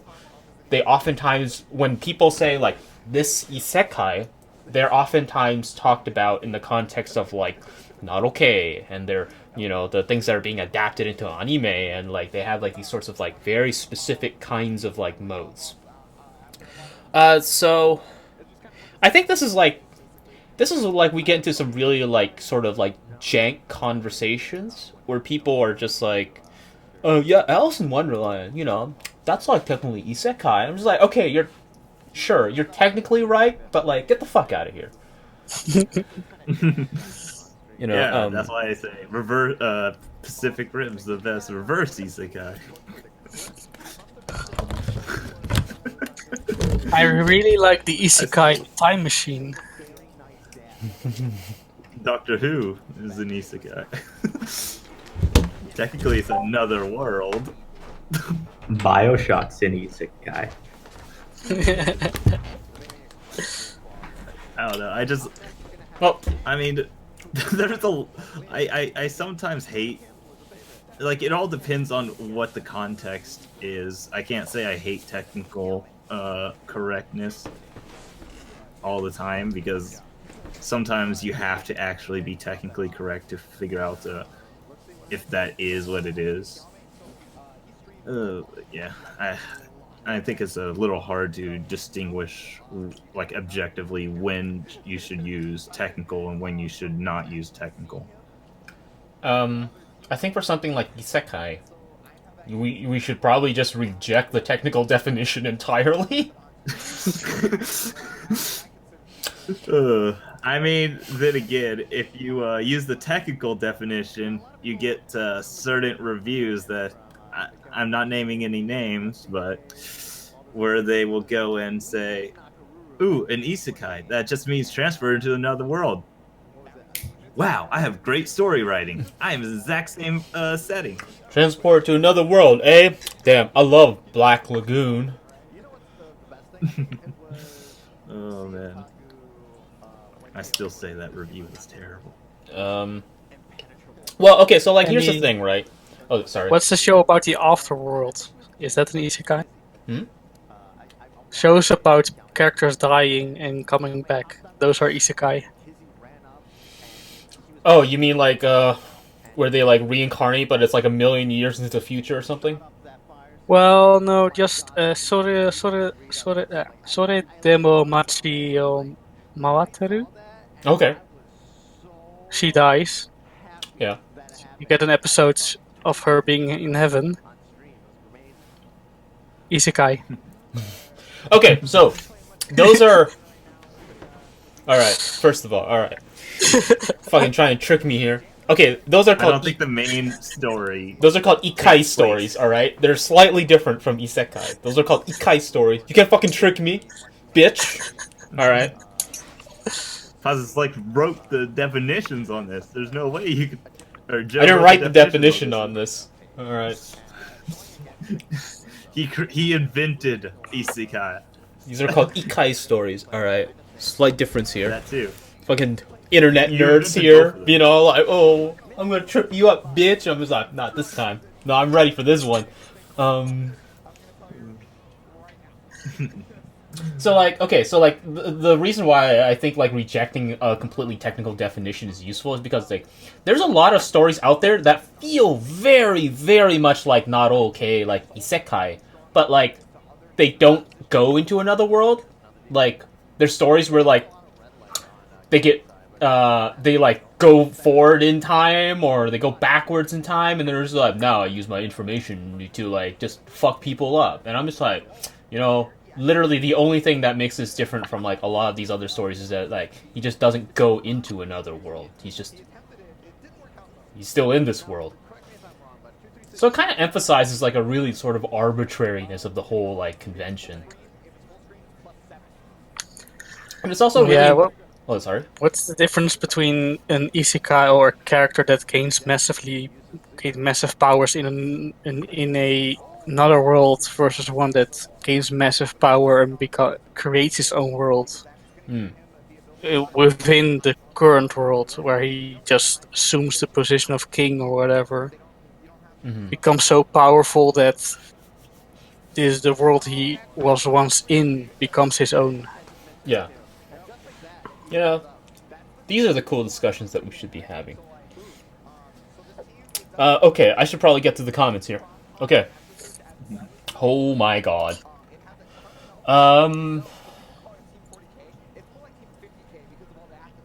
So to answer your question, Scrappy, I do think Jose Next Door or Amelia have read Judith Butler. Amelia, okay. I think at least Amelia for sure. I don't know a lot about Jose Next Door. Judith Butler is like Judith Butler is like introduction to like higher level feminism, man. Like it's come on, everybody's read Judith Butler. Everybody's read Gender Trouble. Was Columbus the first isekai protagonist? Man, get the fuck out of here with One in White. Trying to trick me. First Isekai protagonist. I'm sure people have traveled before Columbus. Yeah, like I just not really documented well. Eric the Red. Sure. Why not? Joe's vlog on slavery was actually really good and well explained. Fuck, that means my vlog on slavery was bad. Scrappy's praising it. I mean, yeah, it was very good. You taught me why it was a good thing in real life. Poop, why the fuck are you muted, dude? No, I'm just messing around. I'm petting my cat. Oh, so you have to mute yourself because you're petting your cat? Yeah. Really big.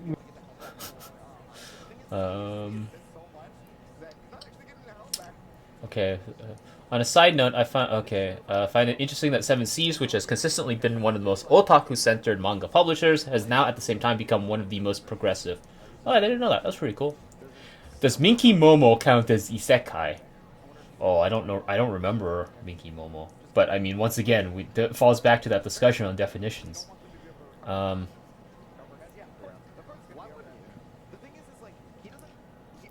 Let's see here.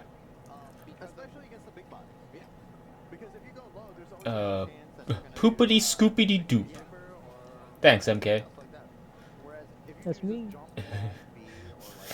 The other dude is so baked right now. Yeah, no, that was when I was like responding. Yeah, and I was like responding like that, and I was like speaking slowly. I don't know. I feel like that could have also been a response to me, because I was just running my mouth unabated, and they were just like, "Oh, this is miserable." Okay, I'm being more attentive because I think I've ended all of those other debates finally. Let's see here. I think Yes, Isekai is fundamentally different from Narnia. Our point of the hero's journey, but not okay. Ego is not shattered. So not okay. Isekai is a twisted version of the Campbellian monomyth. Okay, so not okay. Oftentimes, or at least like when we talk about not okay, because once again, like even in not okay, like a lot of them are kind of different in a lot of really appreciable ways. But like one of the things to consider is that like a lot of the ones that we think about, like where they're super powerful, right out of the gate, are sort of like these sort of anti-Nikketsu stories, and so like Nikketsu is a reference to like hot-bloodedness, where it's just like, you know, it's like the sort of like Shonen Jump like Tatakai kind of narratives, where it's just like, you know, I fight to get strong and to reach my dream, and you know I gotta keep fighting to reach that dream, and once I've hit that dream, I'm just gonna keep on fighting, and you know it's a very sort of like Althusserian interpolative kind of narrative, in the context is just like, yeah, you know, if you want to just reach your dreams, you gotta keep fighting for your dreams, and it was just like, well, but what happens if I reach my dreams? It's just like, well, just keep fighting, dude. And so, like, they're kind of like a rejection of that kind of sentiment. To be fair, I don't know enough about the monomyth to say yes or no as to whether, like, I agree with your position. So I will tentatively say cool. Oh my god, that does 8,000 damage.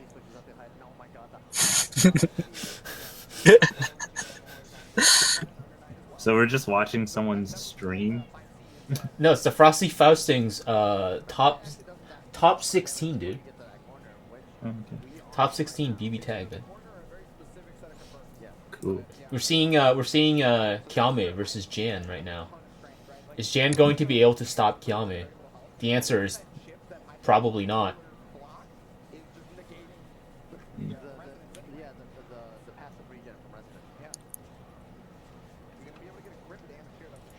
Yeah, how are you guys doing?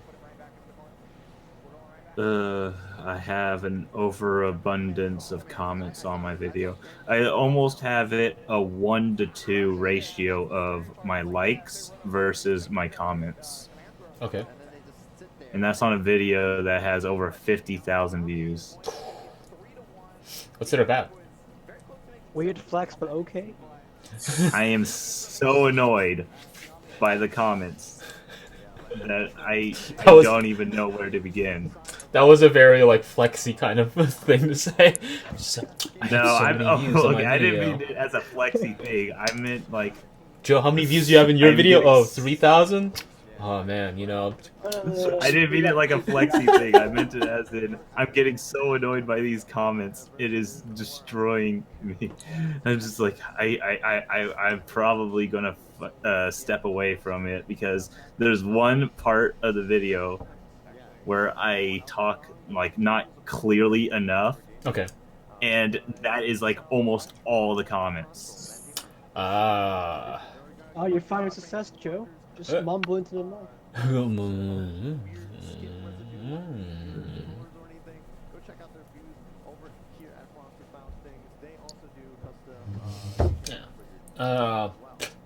How much of this stream was discussion, and will this be a VOD? I mean, I can just leave the link in the Discord chat. Joe, otaku talk about the next big thing, so what comes after Isekai? Well, alright, first of all, I should mention that I've mentioned multiple times in book clubs that I don't consider myself otaku, so I immediately reject the premises that you put down there, Sith. And second of all, I don't know, maybe more tokusatsu? I'd like to see more tokusatsu.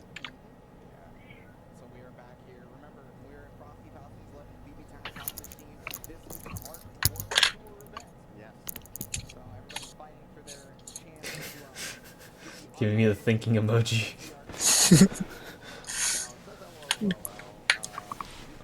Hey Joe. Yeah, what up? What did you think about the slime anime? I don't know. It's what it is. It's got good character animation. Everybody's fun and quirky and a lot of good snapping. So I was like, oh yeah, that's cool.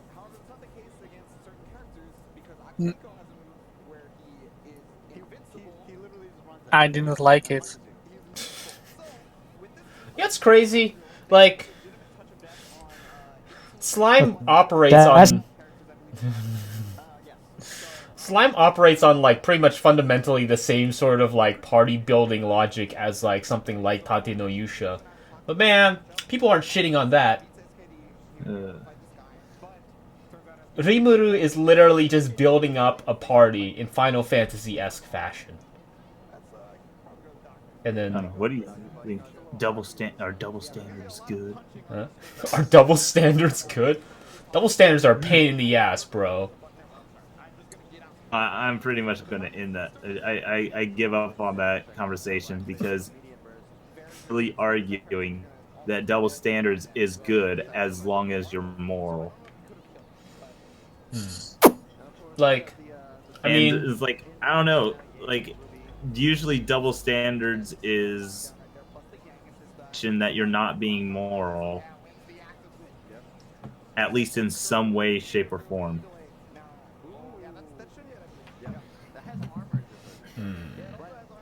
Isn't that what Lenin said? Like in What Is to Be Done? He lists out that there's two kinds of truth. I don't think they did. I don't list remember a that. certain kind of truth. Oh. Back to Isekais. It does sound like something Lennon might have said, though. But I don't remember that. Well, the reason I don't like slime so much is because I don't feel any tension.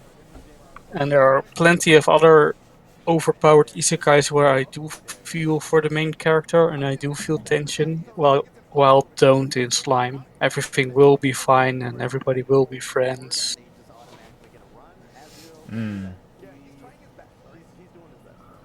That's my main gripe with slime. That I don't... Yeah, I don't feel any tension in the show whatsoever. Well, I think the cool thing about again, you know, I'm just like really bothered that just really bothered by this sort of incredibly surface incredibly surface take on these sorts of like stories, man. It's just like, you know, it's just, oh man, you know, it's just like, it's game mechanics, dude. But like one of them decides to show it in a way that like indexes like a bad act. It's just like now all of a sudden it's just like one is worth discussing and one isn't. It's like, come on.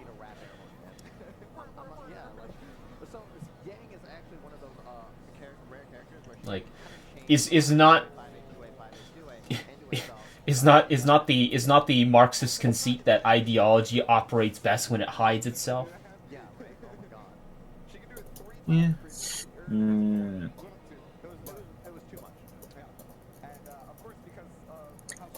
So Joe, what is the isekai you like to discuss the most, or you like the most?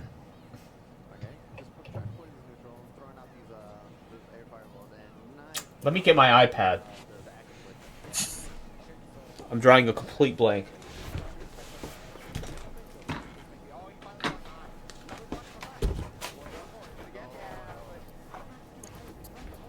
Is it Sword Art Online?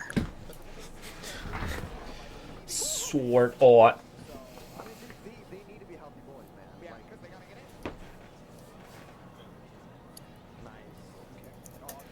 Alright, let's see what we got here, boy.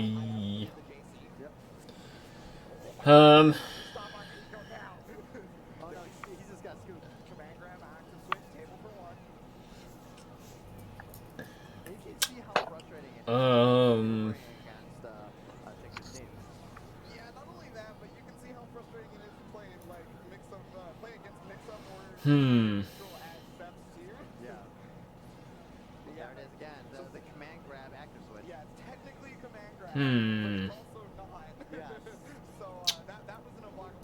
Oh? You know, this is a good question, Genchi. Oh, I see why I wasn't hearing anyone. I crashed on Discord. I was like, well, why did it become so quiet all of a sudden? Well, you discussed Overlord a couple of times. What do you think of that show? I think it's okay.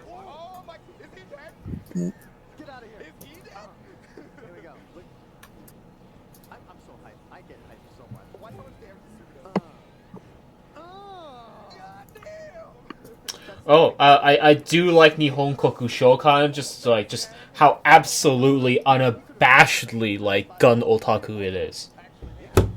It's like so gun otaku, it's nuts. It's just like, yeah, these are the Japanese like, you know, anti-air missile batteries that have, you know, the speed of such and such. And it's like, yes, we have retrofitted this cruiser with like these SAMs, and you know, we're going to be doing this. And it's just like, oh no, look, barbarians from another world with wooden boats. And it's just like, and then they fired on them and annihilated them immediately. I'm just like, man, you guys don't care. That's the last time I'm responding, because they unironically just responded and trying to describe how double standards are good, but then saying you're taking it too literally because double standards is good in every.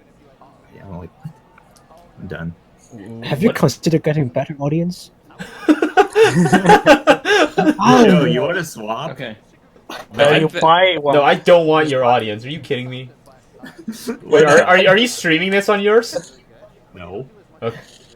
I don't know. No, I'm literally getting that many comments. I'm getting literally comments every 2 minutes, and I'm getting the notification, and holy shit. Well, don't brag too much. No, I'm not trying to brag. I'm trying to say it's fucking annoying. I'm getting fucking a headache reading all the stupidity. Gun Otaku is a trash anime, and you should feel bad. Okay, first of all, it's not even an anime; it's a manga. All right, get your shit together. I kind of wish there was a way to mute a video on YouTube. And secondly, Ganota is kind of bad. Yeah.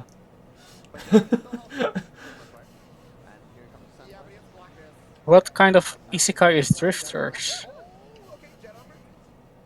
I'm not taking that. Oh bait. yeah, Joe. Where's the Drifter video, my man? Yeah, it was. Hey, dude, I said there were gonna be like 6 videos on this. You know, you don't know. Maybe Drifters is gonna be coming up later. Who knows? Oh, Drifters. I remember Drifters. I liked it. There's still a second season coming. Sometimes. Yes, sometime in 2000XXX. Yes. Tentacion. Oof. Oh man, but it's sometime in the next nearly 1,000 years. Okay, let's see here. Let's see here. Back in. Which reminds me of the strange thing that I actually dislike about the Hellgirl anime. Oh, Jikoku Shoujo. Yeah, that is like one of my favorite shows, but there's always one thing that I hate about it completely. And that's literally the ending of every single series of it. It's how like season 1, because you know way back when it was first airing, every single series when they had like an ending, they would actually conclude it because they didn't know if they were going to get a next season or not. That was kind of like how the anime around that time was doing stuff. Sounds American. Yeah. The thing I disliked about it doing that is they ended the show, then they got approved for a second season, and then kind of rewrote them back into the show. Nice. Kind of doesn't make much sense. And then they whatchamacallit, in that one, and then the next season they write them back in again, and then it goes to the 4th season, they get written back in, and because the 4th season doesn't know there's going to be a next season, they end it off with it could keep continuing. Okay, if you could keep continuing, you could have done that with the season 1, 2, and 3, but to literally end it every single season and then just make the last one continuing is kind of a bit of a weird thing. You have, like, I don't know how to feel about that. I do think the endings are all bad, every single one of them. Reminds me of Maria Holic, the original season, which ended on a cliffhanger and not like from, oh, what will happen next time after whatever. Oh, Kaneko, tomorrow there's class again, see you tomorrow. Not kind of the cliffhanger, a cliffhanger from, that pendant! End. Oh, hey, it's Base. Wow, I have not seen Base in like a long time. Back in the old Persona 4 Arena days. All I remember from Persona 4 Arena is Mitsuru's DP having like a hitbox that covers the like entire screen. Dude, that's the best thing about it, man. That's amazing. No, like the weekend that there was like one of the first tournaments I saw stream. There was a dude who had a custom fight stick. There was basically 2 buttons, and he was playing Mitsuru, 1 button for jab and 1 button for DP, and he made like semis with that. It was absurd. It was hilarious. Dude, I love that game, man. I can't wait until what's it called, Grand Blue Fantasy Versus comes out. Wait a minute, what? Wait, is that the 3D character action game? Yeah. Yeah. You know, I find this hilarious. I went to go look at your Salsa Blade, and then I typed in pause and select, and I am the one that comes up. I've been completely subsumed. I'm in too many of your streams. Screenshot it to you, unironically. Ripperoonie. In general chat. Wow, it's not like you don't come up, but I do as well.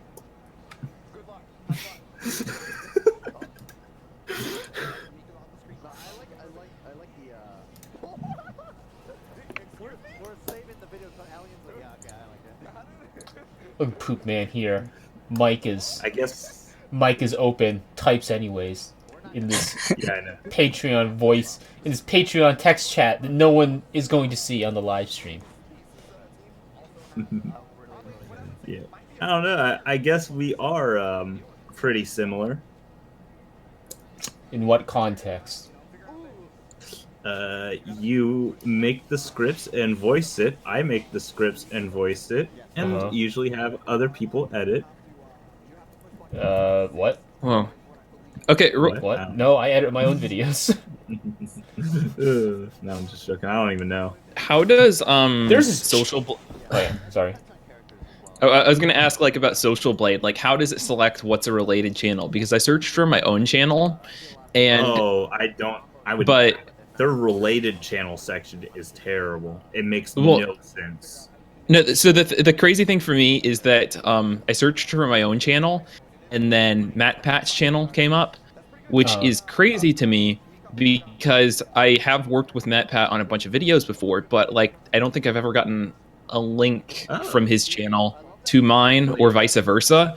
And so it feels really, you know, the whole thing when Facebook gives you like a friend recommendation for like somebody that you just met, even though you have no mutual friends. It's like one of those moments for me. It's like, how did you make that connection? Social Blade. It feels odd that you know this much. You work for Matt Pat? Yeah, like I guess so I'm credited as like a writer / researcher on some videos, which I guess if it's like looking for video descriptions and seeing so you're the one I have a bone to pick with then. Name the video and I'll tell you if I worked on it. Okay, I will name about 150 videos. See now, the ball is in Creeper's court now. Excuse me, Hyper. It is a Dutch name. Oh, okay. It's not just name the video; it's name the 150 videos. No, well, the ball is in his court now. Hey, Kuiper, did you go to space? What about? Say again. Yeah, did you ever go to space? Have I ever gone to space? I don't know. I'm on a planet that's, you know, roaming through space. Close enough.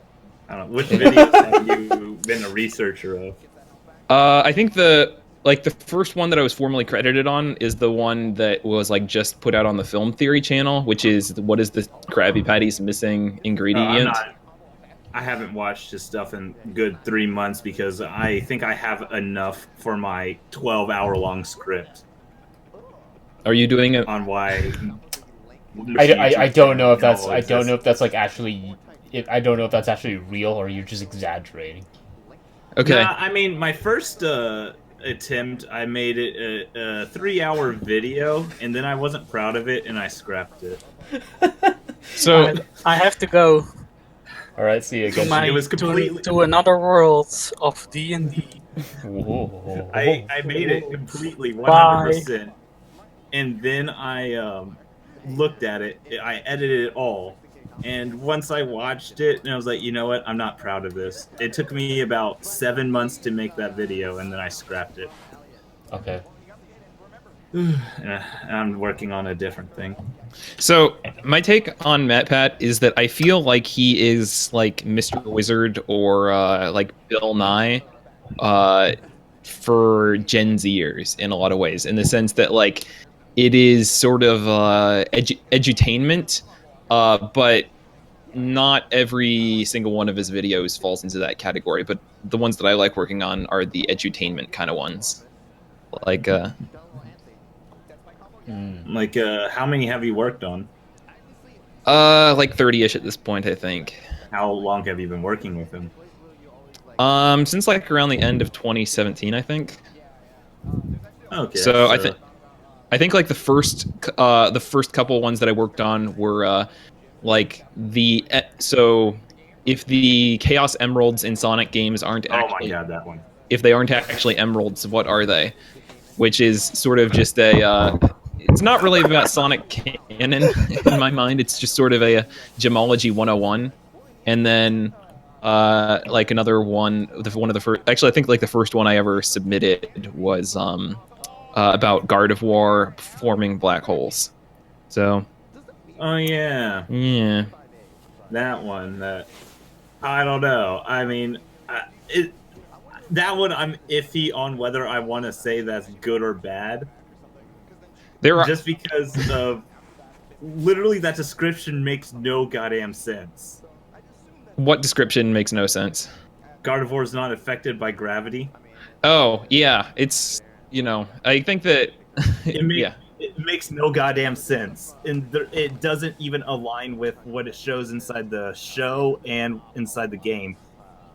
I don't know how to even judge that because that description makes no sense. Yeah. Unknown, you've said that like 4 times in a row. It just doesn't make sense. It makes no sense. Yeah. It makes no goddamn sense. I don't even know how to evaluate because it makes no goddamn sense. So I'm trying to understand whether at this point you're talking about the video or whether you're talking about the canon of the Pokemon universe. Because the line about Gardevoir being unaffected... It's supposed to be about the Pokedex and about the game and whatnot. I know that. It's just like, to even conceive of that, I don't even know how to approach that. Yeah. Well, anyway, so out of all of the stuff that I've worked on for that channel, probably the one that I like the most is the one about the Incredibles. Like who is the strongest Incredible? Which is basically just about like Newtonian physics. Power scale. So anyway. Have you made anything about Friday Night in Freddy's? Because you fit right into that crowd. I have not worked on any of the FNAF videos. Like, my superpower is caring more about the franchises that nobody is like really a fan of. I don't know. Like Pokemon? Yeah, kind of. Well, that's like yeah. But like for example, like the Willy Wonka one. Like nobody really cares about Willy Wonka canon, and so I get to like be an expert for a day on that or whatever. Okay. What's the craziest Willy Wonka canon fact? I don't know, man. All I know is what I thought you were the expert though. Is that I'm an expert on made out of wax, and he didn't know it beforehand, and he ate it and pretended as if nothing was a thing. Is he a synth? I'm an expert on a very specific part of Willy Wonka canon, which is how many OSHA violations Willy Wonka was guilty of committing. That's like a master's thesis like thing. It's just like, how many OSHA violations are there in the Willy Wonka universe? A textual analysis is implicated within broader frameworks of work management. Yeah, well, that's kind of like the point of the channel, I feel, is to sort of do that, but again, in a way that's made for the attention spans of Gen Zers. Just Gen Z MA theses in video form. Oh, that's awesome. I love that. I think I've only watched like or attempted to watch one MatPat video, and that was like the Mario one where he made that joke about the October Revolution. And I immediately closed it and did something else. Which Mario one? Because he has about 20. It was like the communism one. Oh, that one. Whatchamacallit? He is a joke, and he mentions it's a joke at the end. Yeah, I was just like, I don't like this joke. I don't appreciate this joke. I feel offended on behalf of all these terrible tankies out there on the internet. Yeah, hashtag not all commies. Not all commies.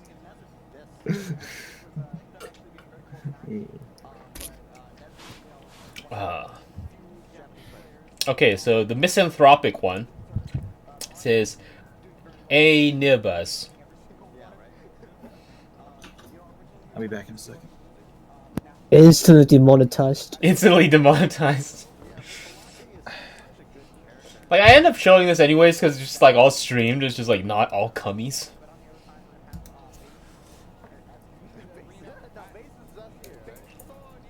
Yep. By the way, Joe, why don't you... Are you off of Twitter now? Pretty much. Like, I have like a secret Twitter account, but it's only to follow like... It's only to follow like authors and academics.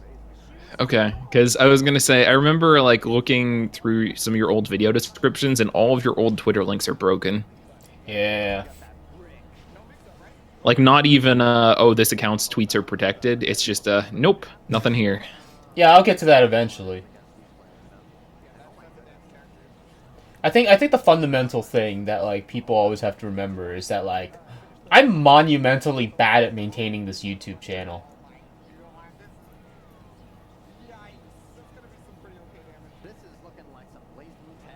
That's all I got.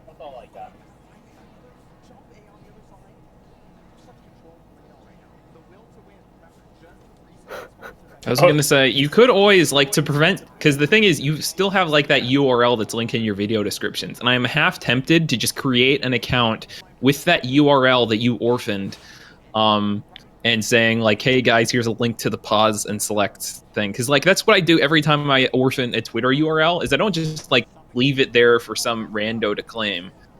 Because that's what so often happens. Like whenever I see people change their Twitter URLs, and then it's like, now your old videos are linking to somebody else's Twitter account.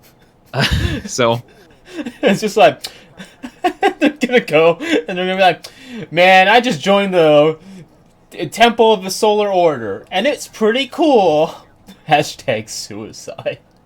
It's just like, Joe, is this you? I'm like, let's say yes for now and see where this goes.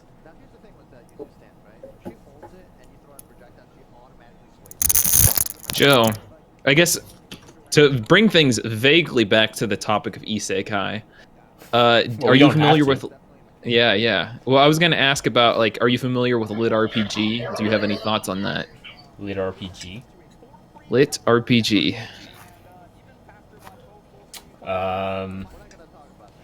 I guess not. What is it? Okay. Oh, so like you don't. Okay, so starting with the definition then, I guess. Like Lit RPG is basically stories that explicitly involve some kind of game-like progression mechanic where characters are leveling up. Like I would say that the Sword Art light novels are Lit RPG because they're very much focused on things like in-game the game notifications are presented in the text. Characters have explicit levels which quantify. Oh, okay. Yes, I do know that. I do know that. Yes, I've just never heard him refer to them as that. All right. Yeah, I guess it's. Yeah, I'm not sure if there's like a specific, different term Japanese light novel discussions, but it's I guess got a very large Western audience. Mm-hmm.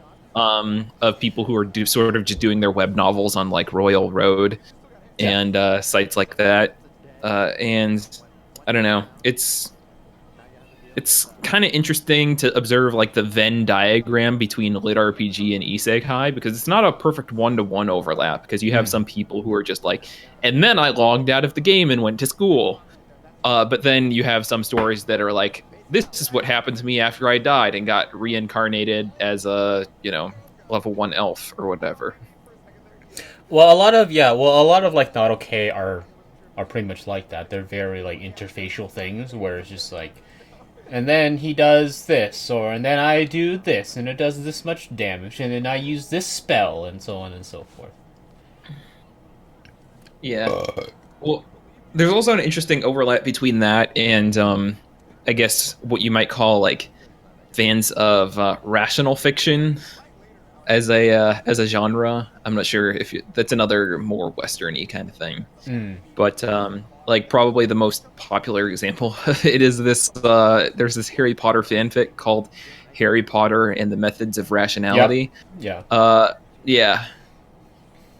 Which is weird, because you'd think that in a lot of like Isekai settings, any situation where you have like characters leveling up or like learning skills makes it seem like this is a world with an intelligent designer, as opposed to like one of emergent order, which is what you would assume that if, I don't know, I assume that like if you like, not to conflate rationality with atheism, but I get the impression that like most people who identify as rationalists would be sort of anti-intelligent design, and so I'm not sure what it says that all of their fantasies are about retreating into worlds that were intelligently designed.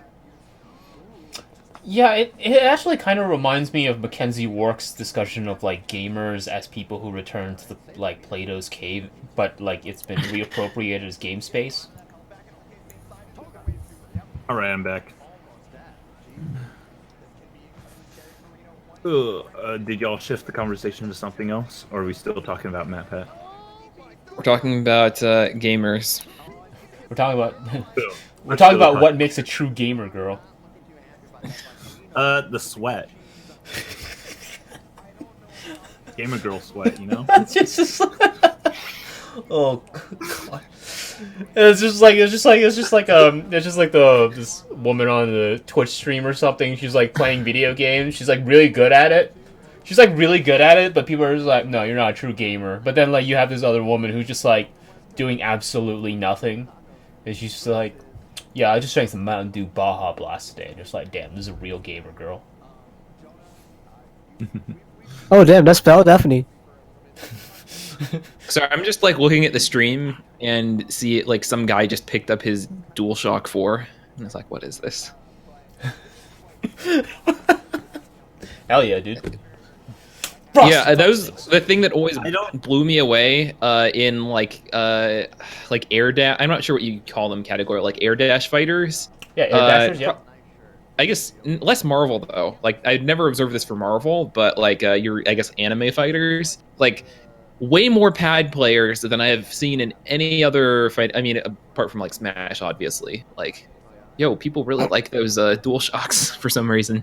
It's the reason is mainly because like there has been like this very, so like the thing is that like air dashers are like dominated by Arc Systems works, and like there's been this like very concerted effort by Arc Systems to like I don't want to say dumb down because that's got a bad connotation, right? But it's but they got the auto combos. Yeah, it's to simplify inputs, and so like it's becoming increasingly like possible for people to play on, like these games are becoming increasingly optimized for pad.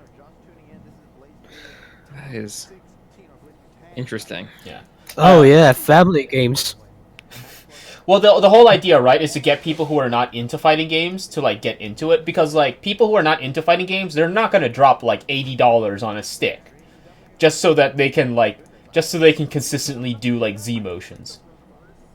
Yeah. Also, sticks are like so much more expensive than I remember. Like I remember when I bought like a TE for like a Xbox 360, I got one for like $80, and now I go on to eBay looking for like a PS4 stick, and I cannot find anything less than like, I don't know, $150 if I'm looking for like things that are kind of beat up. Reliable but cheap sticks are like, okay, it's sort of like the mechanical keyboard sort of community where like two things are happening. They either are starting to like move downwards in price to like really sort of like incredibly cheap low quality sticks, or like micro sticks like the Horis, or it's like moving up into like the sort of like the big real gamer like high quality sticks.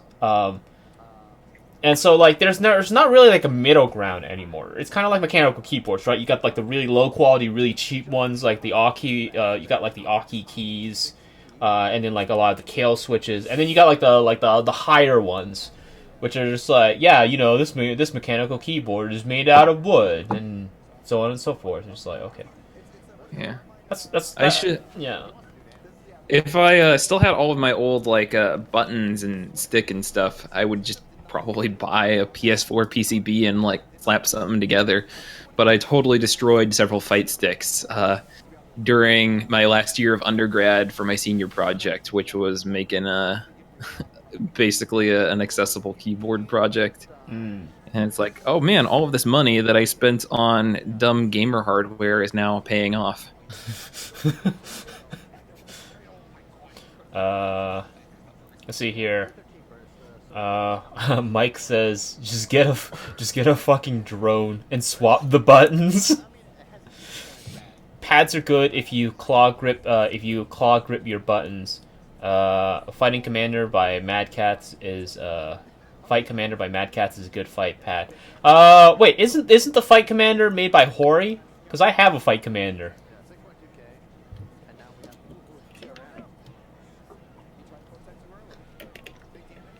Let's see here. Sith says, Joe, if you ever leave YouTube, I promise I will make a torrent of your archive and post it on Sci-Hub. Uh-oh. Shit. Ooh.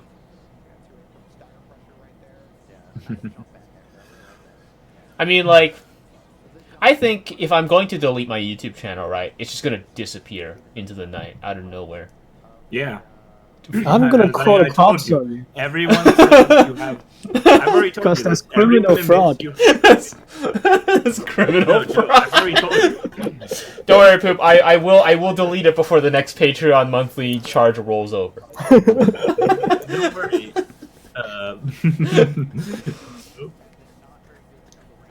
Yeah. I've already told you, everyone admits you have the best channel, but no one has seen it. Thus, no one's archiving. Well, so, like, I think the word admits is a bad way to phrase it, because that implies that there's, like, an objective truth on channel quality. It's like, yeah, you know. Are you trying to say you're not objectively the best? I'm trying to say I'm not objectively the best, dude. Everything is determined by a series of you know, like, when we're talking about channels, it's all values and contexts. And, like... Yeah. So, you know. And honestly, if I could do my channel again, I would do my channel again. It's probably with 1 million more dick jokes. Oh, man.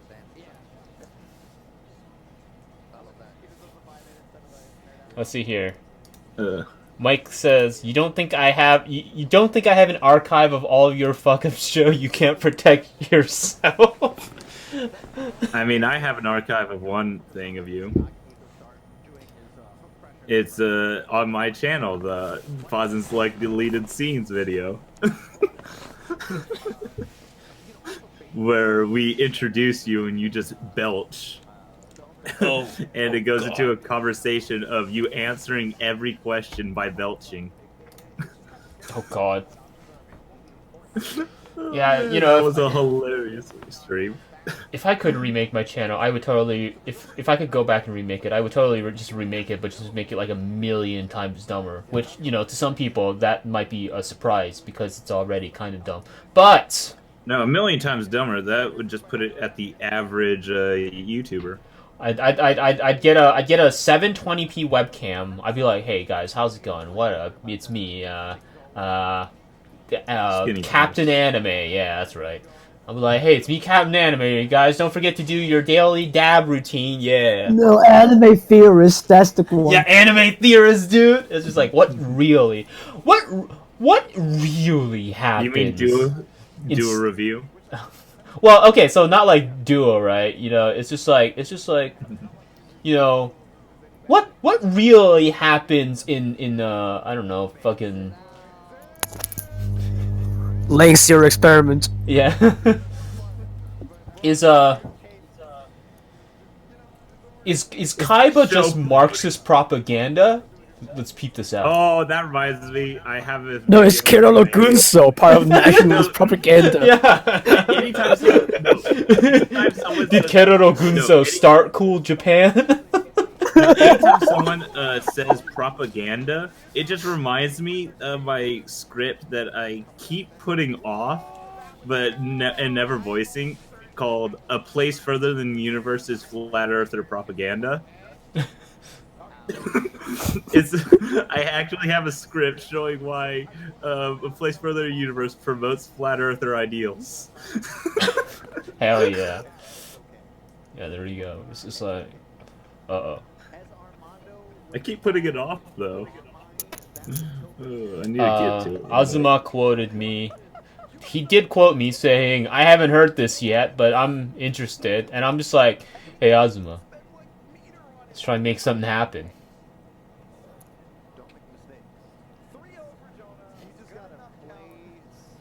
How's his journal doing, Asmus? Genron?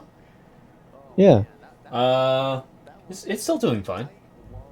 They're not mailing me their copies. They're not mailing you their copies? Yeah, I paid like $60 for subscriptions. Oh shit, that sucks, dude. What was the latest one you got? It's 04. Oh, okay. Huh. Okay, that's the one I got. I don't know. I just don't Damn, know. I cannot believe I stumbled to your standards. Ripperoonie poop. We're on the same playing field now. But I'm just slightly worse off because you can read this a lot more than I can. I'm just like, I can kind of figure out what's being said here. Just hire someone to pay for the translation, man. Just hire someone. No, I'll just brute force it myself. Joe, since you are doing the Patreon podcast, what will be the state of the podcast pod? So podcast, right? Podcast comes out every summer. It's a seasonal thing. It's every summer I do something with podcast. That's how it happens. And hey, what up, Carlos? I'm putting off a video. I'm putting off a video. I'm putting off a video. Seriously analyzing fun things are fun. Okay. Oh yeah, the Monster Girl one. When did Azuma quote you? This is something I must see. If you go onto Azuma's English Twitter, like his English Twitter, he's got like a tweet that links one of my book clubs about otaku, and he's just like, I haven't heard this yet, but I'm pretty interested. And I was like, oh fuck.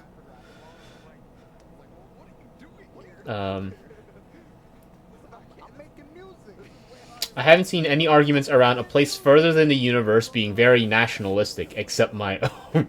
Okay, cool, Seth. Are we watching a Twitch stream through a YouTube stream? Yes, of course. It's Frosty Faustings, dude.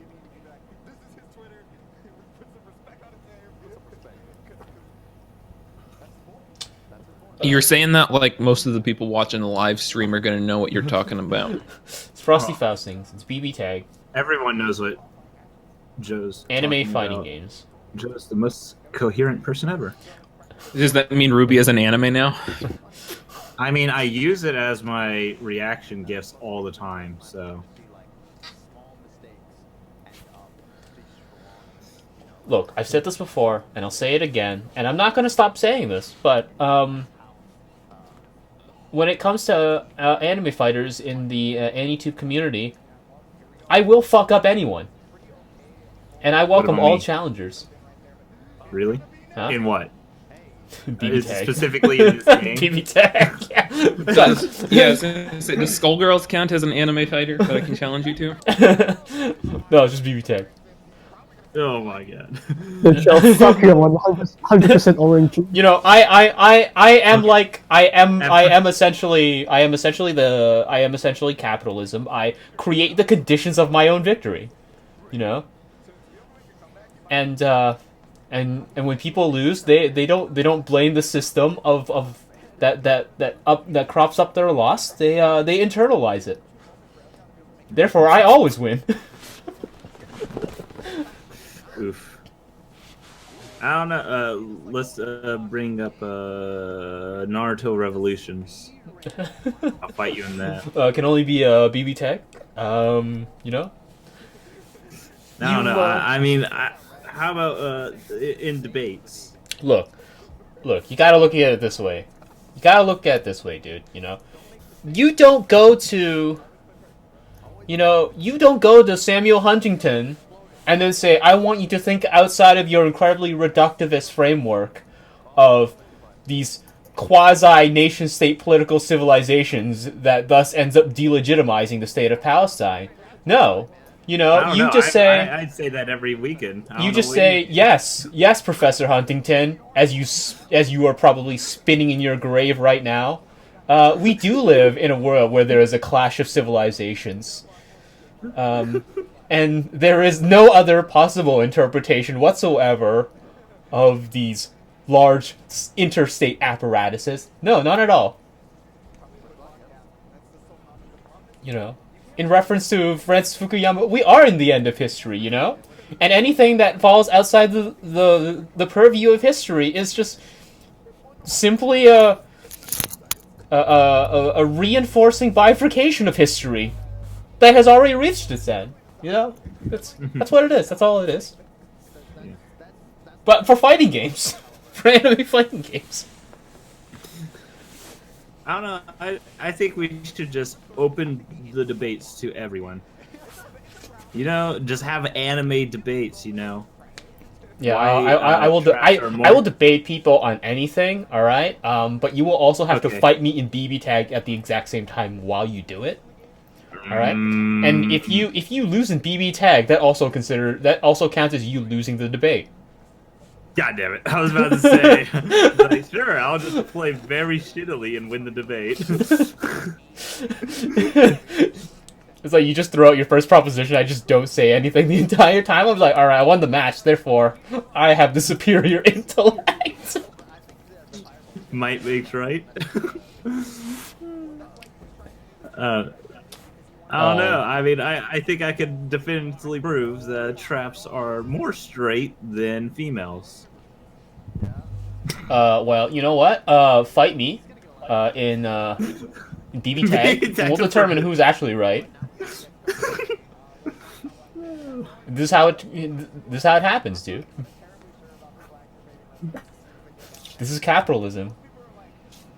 All right. I don't think that's capitalism. I think it's a mixture of authoritarianism, but at the same time, benevolent authoritarianism. Let's see here. Yeah. We need an AnyTube BB tag tournament. Yes, I will fight anybody in AnyTube in BB tag. Anybody. It sounds like a ridiculous concept, benevolent authoritarianism, but I think that's exactly the thing you just made. Well, that does exist. It's called a father knows best state. Let's see here. Been watching Welcome to the NHK. Ah, yes. NHK ni Yakazo. Pretty fun series, in my opinion. Alright, cool. Joe never beat me on Civ after I figure out his Venice trick. Who is this? Who is this? It's me again. Oh my god. Oh my god. Yeah, that's right. Your answer to my Venice trick, you know, just outsides me and then nuke me before I can attack.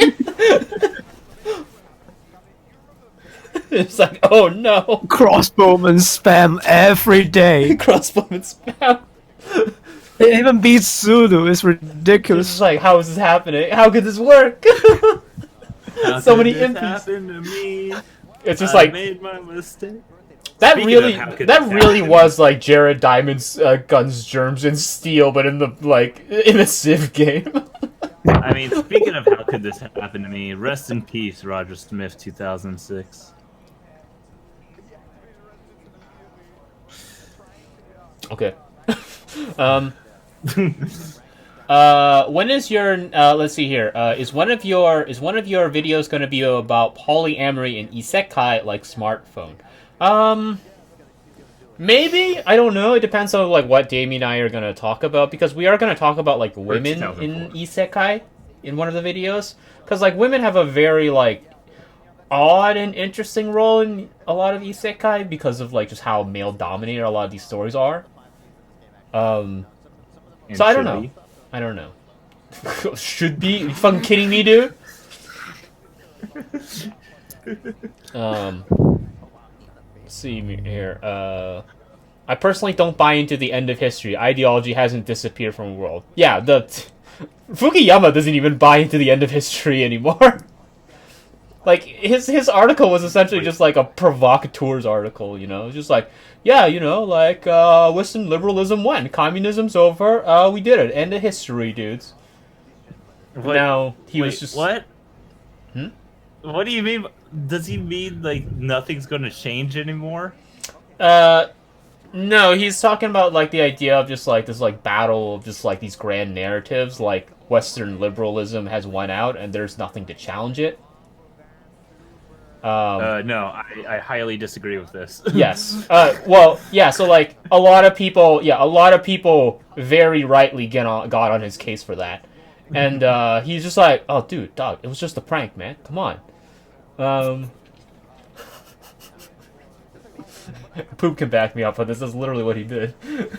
It's exploratory, man. Yeah, it was exploratory. You know, I just wanted to be like a provocateur of international. I'm just teasing the idea of it. Yeah, you know, it's just an idea. In terms of comparison, I don't actually believe this, despite the fact that I wrote like 30 pages on it. I don't actually believe this. I just wanted to start a dialogue. It's just like, it was like, thanks, Frankie boy.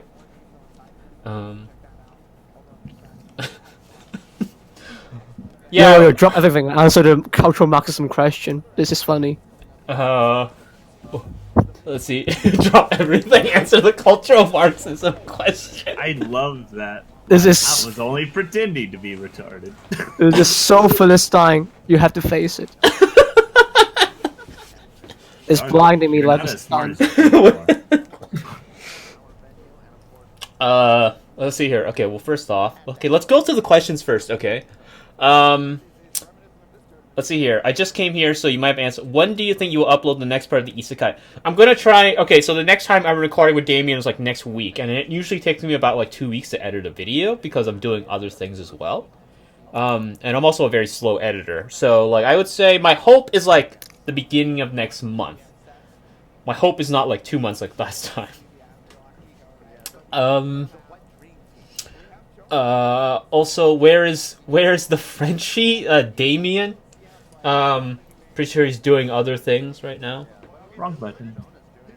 But this is a Smoke Man. This is a Patreon.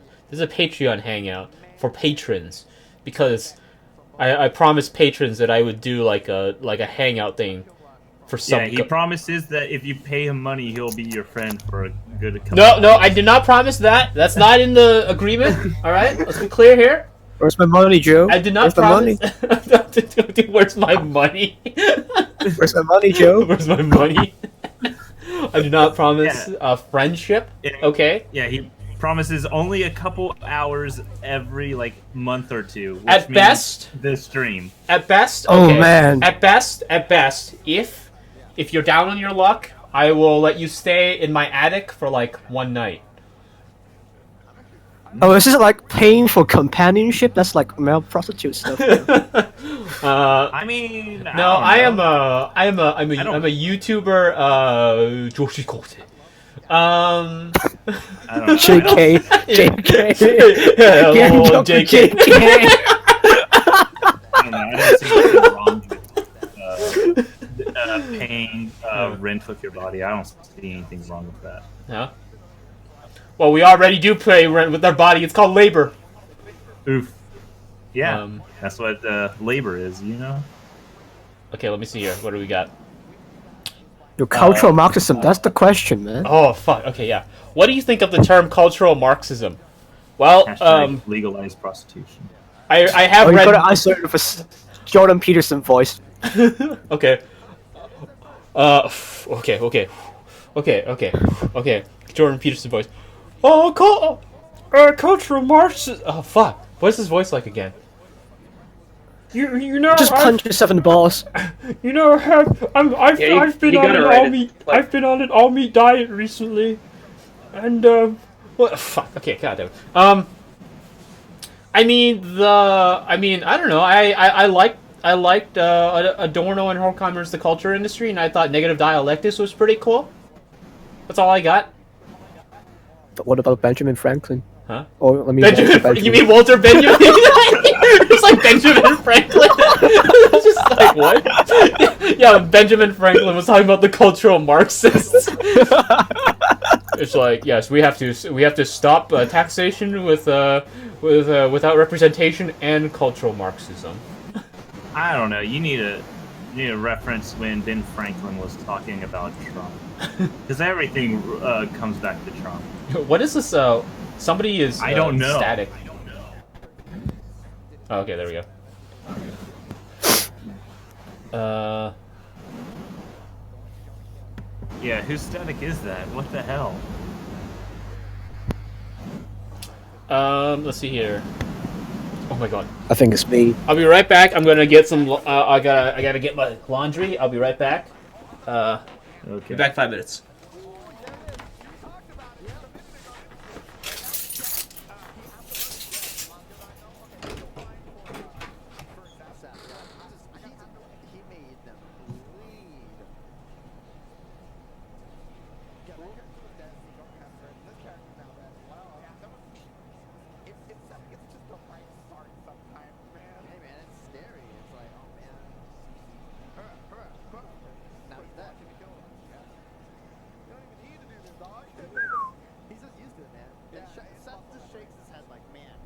Okay. So about Matt Pat. What about him? No, just messing around. No, I will happily discuss that subject. I mean, I understand he has multiple types of videos. There are the quote-unquote theories where he's applying reality to it. There's his theories of taking the inevitable outcome of it, and then there's the theories that what they didn't plan on but put in there, and then there is the plot hole kind of theories. Those are the 4 type of theories that I really define all of his content that kind of relatively falls under. Oh wait, there's also the 5th one, just describing the lore, what he believes the lore is. So okay, I'd say there's 5 types of theories he has on his channel. Would you say that's accurate? I categorize things even a little bit more broadly in just in terms of like lore theories and science theories. So, but within the sciencey theories, I think so. You have the ones that are sort of like a deconstructive. Here's why the logic of this thing makes no sense, and it contradicts, basic laws of physics, and if tried to reproduce this. Yeah. So that's the deconstructive approach. And then there's the version that's like, actually, this thing that you thought was like fictional and fantastical is actually analogous to this real world thing, which is almost like an inversion of that, where instead of applying reality to a thing and showing how it's great. Box example for that one. I'm not familiar with that one. What like an example of one that I've worked on that would, I think, fall into that template is the one about Baymax from Big Hero 6. Or not, it's not about Baymax, it's about the nail. But it's basically talking about how like, oh, these like super unrealistic robots are actually like plausible with like current talk about the ways in which the properties that we see in the film are actually like things that these researchers have been able to reproduce, that sort of thing. And then I forget what the other category labels that you'd put on stuff were. I said lore, applying reality. There was the plot hole ones. Mm-hmm. I said I didn't have them written down. I just had them in my head. Yeah. I had lore, plot hole, and shit. For some reason, I'm drawing a blank. Just said them, and I've had them in my video and described them in detail. And now I can't even. Whatchamacallit? I can't even think of them right now. I'm drawing a blank for some reason. Well, so there's like 2 ways that you can approach a thing from, and one is like I think you're seeing it from the standpoint of what is the jumping off point where we go from this television series talking about science and surprise, we tricked you into learning about black holes or whatever. And the other way you can look at it is, here's a scientific topic. What's a way for us to talk about that in the context of this thing? I don't know. I don't know. Here's the thing. When I see like a certain video, I usually try to follow within what their parameters are trying to do. So if like Matt Pat wants to talk about if Sonic can possibly run that fast, let's use that, and he tries to measure out how fast he's going and try to see it. Let me think of a way to fully describe it. Then, I mean, I would be expecting him to use probably, his fastest feats, where Sonic does run well past the speed of sound and taking into account the canon. But if he's applying reality, where he says Sonic's feet would break as he's going, if he's trying to apply reality and then use that to try to prove his other theory correct, and saying he can't possibly run that fast because his legs would break. And I'm like, no, he is running that faster. You're just applying reality. You can't say it proves your theory correct by using stuff like that.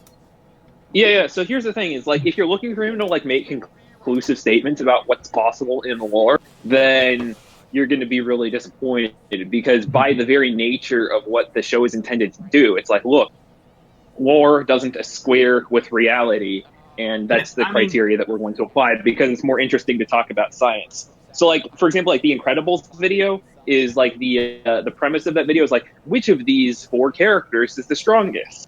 But here's the thing, like, regardless of what conclusion you, like, there is, no matter what conclusion you draw from, like, oh, we like analyzed all of these like force interactions to see which is the strongest, and then it's like, but basically by author fiat, they can decide to do whatever they want in the next movie.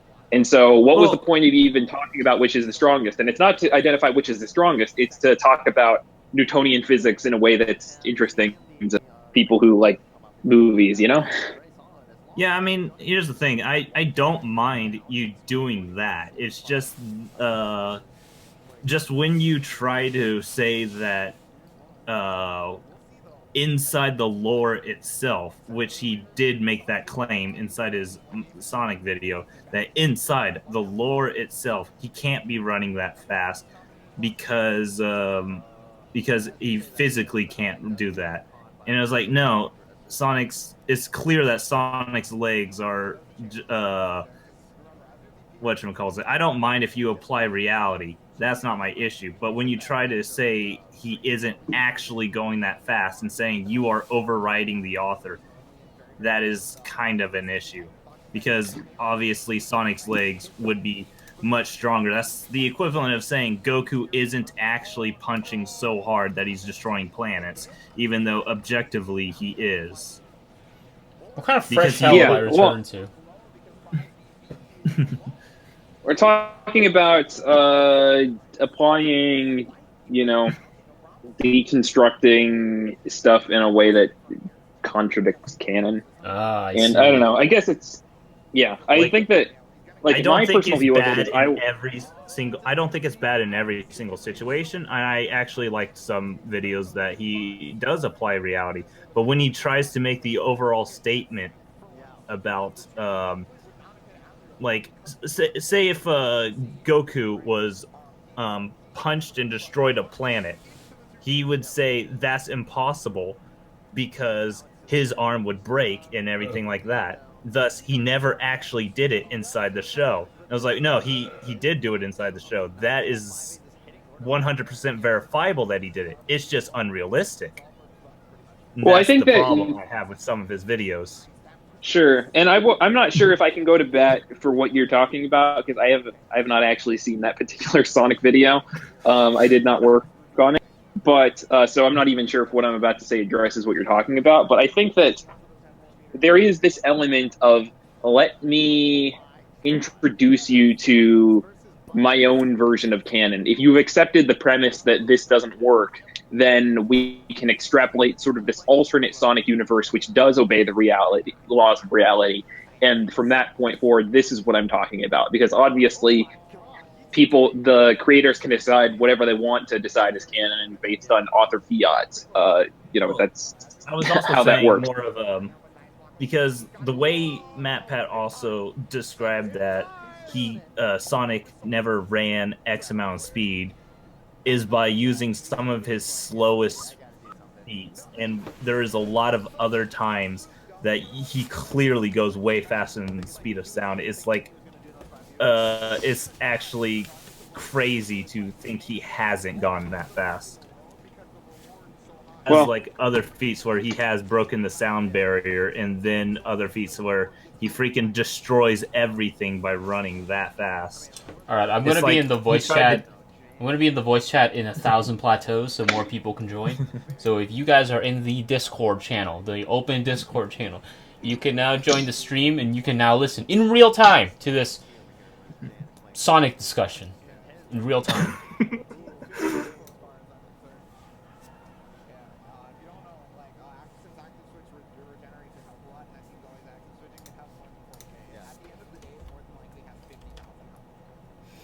Is this where the party is? Yeah, that's right. That's where it is. And where's unknown? Oh, there we go. Okay. I was trying to find where I put it. I'm in literally 100 Discords, the very max amount. Sounds miserable. I gotta keep information everywhere.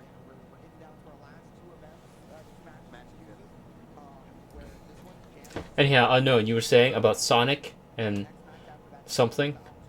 Sonic. What was my... And it's like, I don't know, I understand that Matt Pat tries to say, like in an alternate thing, like saying that he, if his arm would break, like, okay, back to the Goku, just because it's much more clear to use this one. If Goku's arm would break punching it, then he wouldn't be able to do that. But it's more of when he tries to make the claim that his theory is correct and overrides it, because you can't make the claim that he can't do that because he actually did. You can make the claim that his arm would break if you applied reality, but you can't make the claim that he never did it. I don't know. Can you kind of see what I was meaning? Yeah, and I think that I'm in agreement. Like I said, the thing that I'm in agreement with, if this is what you're saying, is that you can't override author fiat just because you did a bunch of math. Like, fictional realities do not care about your reality. But I think that I don't know. Like I said, you're talking very specifically about something that I'm not even familiar enough with to defend. So, all right. I didn't mean for like you to like defend. I was just like, no, I'm talking in general. Sure. It's trying to describe the content. That facts when facts don't care about your feelings.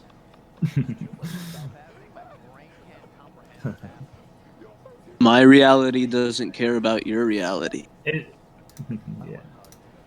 I mean, the easiest conclusion is that because you can't have a 100% transfer of physics from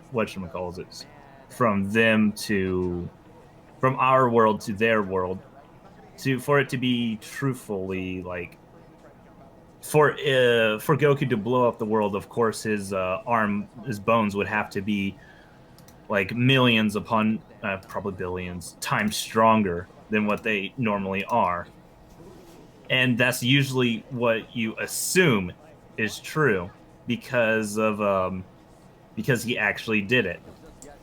Well, what if Goku's bones were made out of some sort of Super Saiyan bone? Like that's pretty much what I'm saying. We can call it Saiya bone. Yeah, that works. But yeah. Well, I've got a question here. What? Can you really say that if it's not established by the...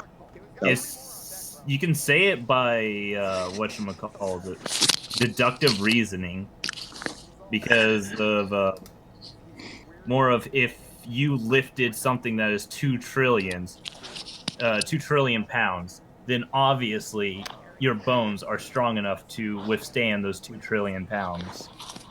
That's deductive reasoning. Thus, your bones have to be that strong to be able to lift it. Jesus Christ, this conversation. Galaxy brain. Yeah. Yeah. And that's like the basic idea of it.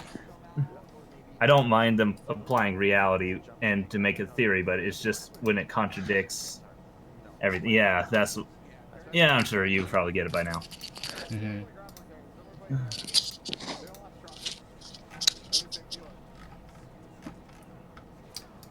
Ripperoonie, I guess. Yeah. Damn. Jan is getting... Oh my god. Is it 13 blades? Is Jan going to be able to stop 13 blades, dude? Oh my god, look at that. Spark bolt. Can Jan stop unlimited blades? Apparently he can't even stop 13 blades, so I'm gonna say no. But is is he the bone of his sword? God damn it. Whoa, I mean, that was pretty good. If y'all people in the stream see that, man, holy shit, he just did low into active switch into nothing.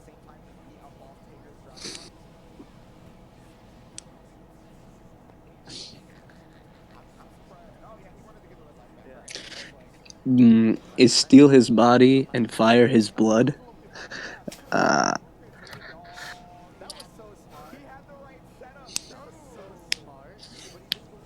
damn it. The moment you said I just stroked out.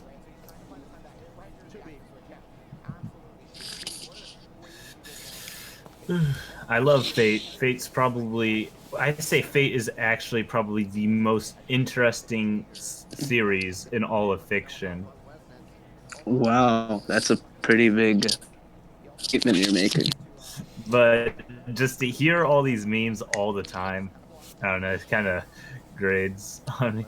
I love them every once in a while, but sometimes I'm just flat out not in the mood. Sorry, but have you not heard of a little movie. franchise called Harry Potter? Dude, they have magic. I don't know, Harry Potter. Oh no, that Fate ripped off Harry Potter. They have a here's flying the car, thing. dude. And they even have the world of Harry Potter is pretty bleh, but they have really good goblins. Running all the banks. And that is like a really good positive for the show. I'm sure Pedantic would love it. I'm sure Pedantic would love it. Oh yeah, like goblins running the banks. It's just like, oh no. Oh no. Somebody call Pedantic.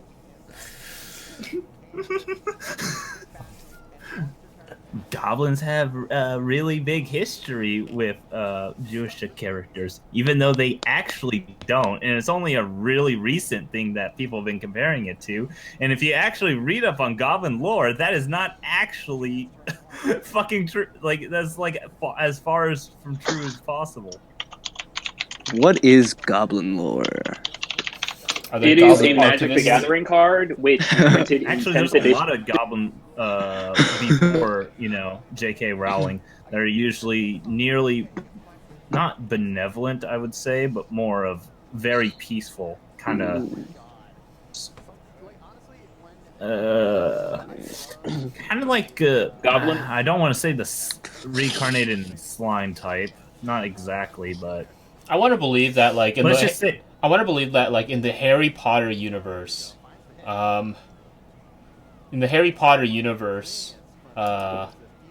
it's just like there's like a moment where they go to Japan and it literally just turns into like cavalry of the failed knight. Chivalry. Yeah, chivalry. It's just like Yeah. This is our world now. Yeah, I would have to really I didn't want to start doing a giant long video on goblin history. I was like, no, I don't feel like it.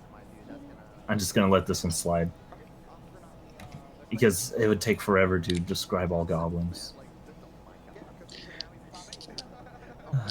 Because I usually am very interested in fantasy types of creatures. See videos like that, it's just like, ugh. Yeah, I'm interested in fantasy type creatures as well, such as I was gonna make a joke. Like the elusive girl gamer. God there damn we it. go. God damn it.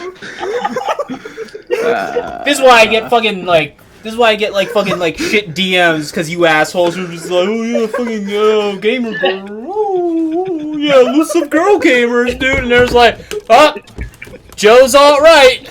Joe's a gamer gamer. I'm just like, God damn it. Because of you assholes are just like, yeah, let's talk about goblins. Talk about goblins and this. Yeah, you know. Yes. ER said Harry Potter is Gary Stu, and Hermione was self-inserted. Speaking of which, what does that make Ron? Followed me. Is a ginger. A ginger.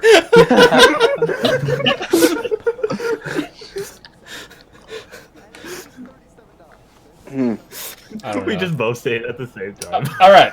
I need somebody to sell ER to me because all I know is that he is anti-Semitic dog whistling. Alright. And go. Okay. I think you already sold. Well, that's pretty much. I was about to say that. Well, it was.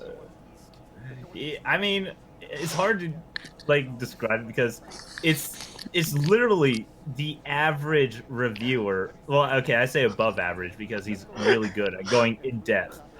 He goes in high depth, but because he didn't want to be the same type of reviewer that everyone else plays, he put the anti-Semitic. So he puts in more dog whistling. No, yeah, he just puts it. He just makes it all jokingly hella against political correctness. Okay. Literally all his jokes are literally just anti-PC. Every single one of them. Okay. It's just that people think the Nazi one sticks out the most, and he mostly, has the Nazi jokes, so people say he's anti-Semitic, but it's more of anti-political correctness than anything. All right. Because he will make jokes about literally anything and everything. Are these jokes funny? I love them. That tells me nothing. I think he's EX tier. Well, how do you want me to say? You say, is it funny? And I say Don't you mean ER tier? I need you to break down one of the jokes right now, immediately, off the top of your head, with no preparation at all. Okay, I'm gonna have to go into the 5 steps of comedy that The Simpsons had, and apply it to ER. All right. Okay. Off the top of my head, I can't. Come on, Unknown. Defend him to me. Defend his comedy. I mean, here, I'm pinging you. He's trying to end racism. Are you against end racism? All right. First of all, okay, he has the word "end" semicolon racism. So there is some other meaning implied in this relationship through the use of the semicolon. So we cannot simply just take the surface signification that's happening here. All right, there's something else, and you know what? I think it's I've never seen any of his videos. All I know is that he gets. I don't know, man. If you get into a lot of trouble for alt-right dog whistling, then I don't know. I know. I mean, everyone that is going after him clearly just doesn't want to stop racism. I don't know where you're getting your media from, but seeing how they're for racism, I get my media from Domino's, dude. I use the Domino search engine. Tells me everything I need to know about the world, as well as what coupons are available, so I can more effectively clog up my gut with cheap everything. That's my life. Yeah. Whatchamacallit? Oh my god. I mean, at least you get to listen to Hatsune Miku. What? Oh, you don't remember that 2015 ad where they were doing a thing where the pizza boxes of Domino's, if you put it under a certain app, they will play Hatsune Miku music and dance for you? Oh, no, Yeah, I don't they remember sold out. That was hilarious, but it was a while ago. Oh, I'm gonna... funny. One sec. Oh, wait, no. The best I part think of that was it Pizza is Hut. Let me check. they had I can never Domino's remember if it was CEO Pizza talking. Hut or Domino's Pizza. Hatsune Miku. It's Domino's. When is somebody gonna make a video about the semiotics of Domino's? Yep, it was Domino's. It was Domino's pizza, and I will DM it to you. For later. Are you kidding me, Unknown? Do you not see? Do you not see the role that I have in this Discord? No. Oh my god! I'm actually blind. I can't see. Stop discriminating. Click on my name. It literally just says, "Don't DM me."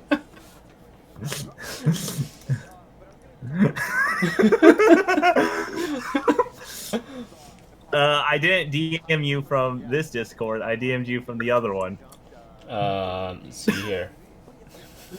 DM, nevertheless. This is an affront to my. This is an affront to my persons, dude. Your person's laughing at other people. I don't laugh You know, at other I think people. you would get I laugh with at other this. people, and if the people aren't laughing, then they're just misinterpreting their own state of laughter. Yeah, you know, that's exactly what ER does. You should get into its channel. No. So what's going on here? We're confirming that that Joe is exactly just like ER. Oh my god, are you? ER has some hilarious videos. Like his stuff is, he has some pretty fun videos. Like his takedown of Star Wars, that was hilarious. Yeah. I guess it really comes down to Joe. Have you ever told the dead baby joke? Dead baby joke? Yeah. Have you ever told a dead baby joke? No, man. Like I only tell like Have you clean ever jokes, dude. Like okay. The only jokes I tell are like family-friendly jokes, like when like my dick gets stuck in a blender or something, and that's why I have to have a Twitch subscription or something. Those are the kind of jokes I tell. They're clean, family-friendly jokes with absolutely nobody offended by them at all. And if anybody's offended by them, then they're wrong. You know. Well, I mean, Yeah, you can see? apply that same to ER. If anyone's offended by him, they're just wrong. I mean, sure, but I can disagree with that. Well, you're wrong. Well, there we go. Once again, immediately, we have dialectics in action. Now we have to reach a sort of synthesis. No, this is literally, Photosynthesis. this is literally just 4chan know you. Yeah. That's literally what you're both saying. You say know you, and then he says know you back, and it just keeps going back Hell and yeah. forth. Okay. It's the height of intellectual debate. Can't we talk about something positive? For example, my question An about... immovable object has met an unstoppable force. Okay, can't we talk about something positive? For example, my question about female not okay authors. There's a few of them. They're not that Wait, what do you mean by frequent. female not okay? Do you mean like it's not okay to have female authors or what? Female not okay authors. I have Wait. no. Oh, not okay. Okay. Oh my god. What's Oh my god. I thought you Sorry. said not okay. Sorry, I'm ignorant on this. What's not okay? Not okay. It's not okay, dude. How are you on this channel? How are you on this channel? Jeez, guy. Not okay is a reference to Shousetsuka ni Naro, which essentially just means let's become a writer. Um, Oh. it's like an amateur site where like you just write you write stories that get updated whenever you want, and then people can follow your stories and whatnot. And a lot of like isekai that have been adapted. Oh wow, that is some good pressure. A lot of isekai that have been like adapted to anime in recent years have their starts at Shousetsuka ni Naro, and so like it's a kind of a marriage between a particular like convention based upon form as well as a kind of sensibility, I guess, of representations. And so I don't know. I mean, Interesting. you can't lie to me. You didn't think that was interesting. What? But I did. All right. Okay. Cool. Okay, no. Do I need to say? Do I need to say it like you? No. And that's really interesting. So basically, you're trying to provide sort of like common themes or common sort of characteristics between inherently amateurish work published on like the same site. I actually kind of reject the idea that there is a fundamentally common theme. I think it's more so like a series of different themes that kind of exist concurrently in different ways. Because like there's so many of them, and they're so different in terms of what they kind of want to do. Would that be within the realms of sort of like just tropes being used, or are you looking for something deeper than that? I think it's I think the project that I'm working on is sort of like an exploration of ecology more so than like anything else, right? You know, just like this environment of processes, rather than just a focus on tropes and so on and so forth. Is this inspired by Galbraith? It's inspired by Lamar. By Lamar. Yeah, Lamar. Yeah. It's inspired by Lamar. I was like, oh shit, awesome, yeah, dude, I love this book. Inspired by Lamar James. No, who's Lamar James? I still have his book to read. It's sitting on a shelf. Yeah, the anime ecology is great. I love it. Let's see here. But yeah, there are a few like female authors in Naroke. Yeah, like doing the Shousetsuka ni Naro. I haven't been able to get in contact with any of them yet, which is kind of a shame and a little challenging. The elusive female author. Well, like it's just hard, right? Because like sometimes they don't kind of like a lot of them. Well, none of them have responded back to me yet. So it's a little challenging. Yeah, Whereas the way to get the response is change your name to the Cartoon Cipher. I'll change my name to get... Digibro, dude. So basically, we just learned that Joe's pickup game is really bad. Then. Is that it? No. Change it to Anime Man. No. Yeah. Yeah. You know. I mean, the Anime Man's tweet, he clearly was saying he goes against all women that don't watch anime. Okay, I've said this before, and I'll say this again. I've said this multiple times in multiple different channels, but I'll say this again. If the Anime Man dies, I will livestream myself masturbating on his grave. Here's the thing. While I don't, care for the Anime Man all that much, I do think this controversy around his tweet is fucking stupid. It's not even a tweet, man. It's just like he is like the font of everything that like makes me disdain. Like I have such disdain for him. Literally the embodiment of everything you should hate in anime. The anime. The Anime Man is literally the Jungian Tulpa of everything I hate. It's just like this manifest monster, this phantasmagoric beast with absolutely no soul, just this hollow monstrosity languishing around. Australians? Yeah, he's also. Well, you did express your desire to masturbate to him, so that's also a little weird. I mean, yeah, you know, there we go. You know, it's just like I have to vent these energies in some productive way in this context, and the only way I can do it is just like this literal explosion. Wait, I don't watch the Anime Man. I assume that's a good thing. But like, why do you hate him? I think Like, he's what reason? I think he's a snake. Otaku. He's not otaku. Damn it. Flying Colors Foundation. Flying Colors Foundation. Oof. Flying Colors, and then he's got that stupid otaku coin, and like he gets on he's gotten on like people's cases for like a Patreon, but he has a Patreon, but he always begs for money and never tells people how much he makes. I hate that he once begged for money, saying, "I need donations, the ad pop, everything," and then goes around in like next video saying, "Y'all don't even know how much I make." It's like, well, yeah, if you're begging and saying you're not making much and YouTube isn't paying enough, if you're going to be making that claim, then you kind of need to show it, because then I'm definitely not going to donate to anyone that it's just too sketchy of a thing to see. Well, he has absolutely zero accountability, and he's shown zero accountability. Yeah.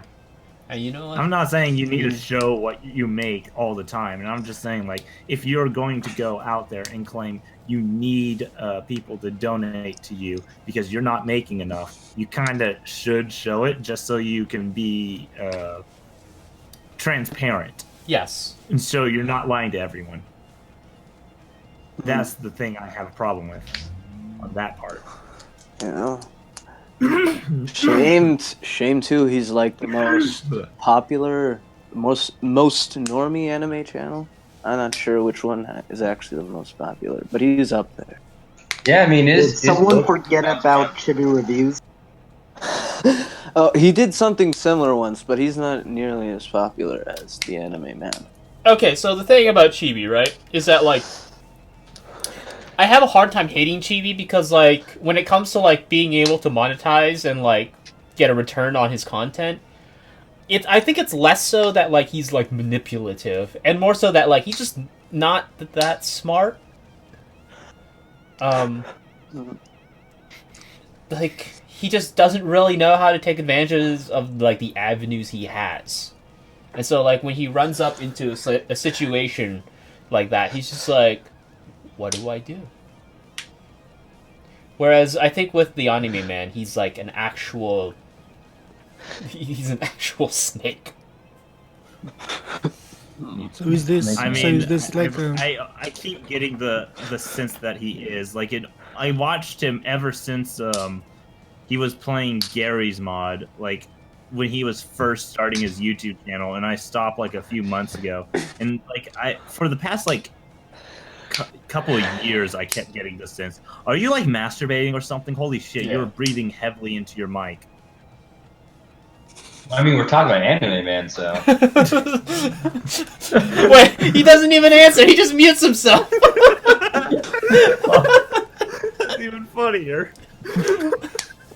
Wait, are you talking to me? I'm sorry. I'll try to stop. He doesn't even answer. He just mutes himself again.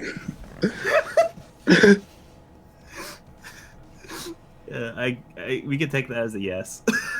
Okay. But yeah, it's like I don't know. Like the more I watch him, like I understand like a certain few relationships he had that he cut off. I understand why, and for one, I don't like bringing that shit to the public. But yeah, but just seeing a lot of other stuff where he will constantly contradict himself. And he will try to hide any mistake instead of taking responsibility. He constantly deletes videos, and it's just like, and I don't even mind that. And he like video, but he made that. I know that Flying Color Foundation is probably the biggest example where he worked with the Flying Colors Foundation, and then Digi exposed that no, they were getting paid from it, and then they deleted all their tweets. The Anime Man went and deleted his video on it, except the really popular one, and then continued to work with them later after it was all exposed. And it was just like the more he kept doing it and kept trying to brush it under the rug, the worse it kept looking. well, if this is like a serious concern about him being a fraudster, right? So why doesn't nobody call the police? So it's like that, you just call the police and that the matter is over, right? I mostly don't like doing stuff like that. So yeah, So I wait, think like- it's just not a serious concern that he is like a snake, right? No, I'm So saying maybe it's just enough some for me- jealousy. Yeah. No, what? No. What I'm saying is it's enough for me not to want to watch his channel. Yeah, that's a different matter. Yeah.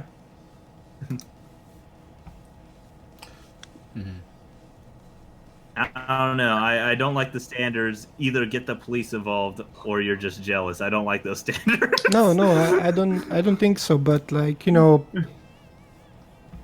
you're really serious about these allegations, how these organizations and these people all kind of are trying to the thing, I don't scam think- children, then you should go ahead and do that. And No, report. here's the thing. I don't even think he purposely. I just think he didn't do any research on the Flying Colors Foundation. Or maybe they One. paid him to do it. Digi kind of exposed that, saying he got paid, and we're not sure about that one though. Actually, Digi for sure got paid, but we technically don't know if they paid the Anime Man. But yeah. So what is the Flying Colors Foundation thing? Like, what was that? Joe, do you want to explain that one? I know you kept up to date with that. I'm kind of bored of explaining it. I've explained it so many times. I'm eating. Should we just suggest the Necro 13 video then? Because I know Necro went into detail about it. I mean, you can't give me like a 15-minute or 15-second like little rundown. 3 sentences, something. No, I hate explaining it because I've been asked it so many times. A group tries to get more information about Western viewing habits to give to anime studios. Sells themselves as a non-profit organization. Turns out that their business plan was to sell data for profit. Okay. Scam. Yeah. That's it. That's it in a nutshell. But yeah, I mean, I'm sure he just didn't do the research behind it to see what it actually was. I don't think that part was malicious. I think that one was just literal not caring. But I mean, I do find it stupid that he kept doing it after. That's when I'm starting to think iffy on whether or not. But yeah. Wait, why is everyone showing like their block list in the cursed? What?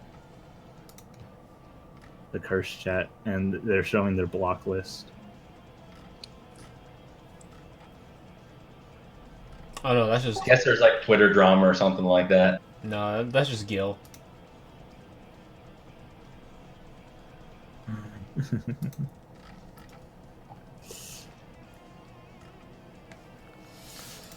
I guess it's a shame it turned out to be like a scam because I don't know, information like that would actually be pretty valuable to sort of push Western interest in anime. But oh well.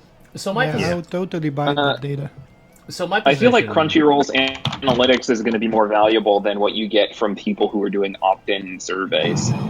So my position has always been like, I think it's less so much that like it was. My position has been like, I think it was less so much like an insidious scam, more so that like they just didn't really know what to do. Cause when I talked to them, they really didn't have a lot of good answers to like some of the concerns I had, and a lot of them were just like methodology based, right? Because it was all about data. So like you have to be able to sell the data you're going to gather. So like how are you going to account for like the internal validity of your data? How can you like sell your data as valuable? And like all they said was just like, this is a good question. Yeah, good question. Yeah, we'll consider that. Good question. That's not what I want to hear when asking that. And the obviously like the easiest way to like throw up some red flags is like when you're just like, okay, so why haven't people done this before then?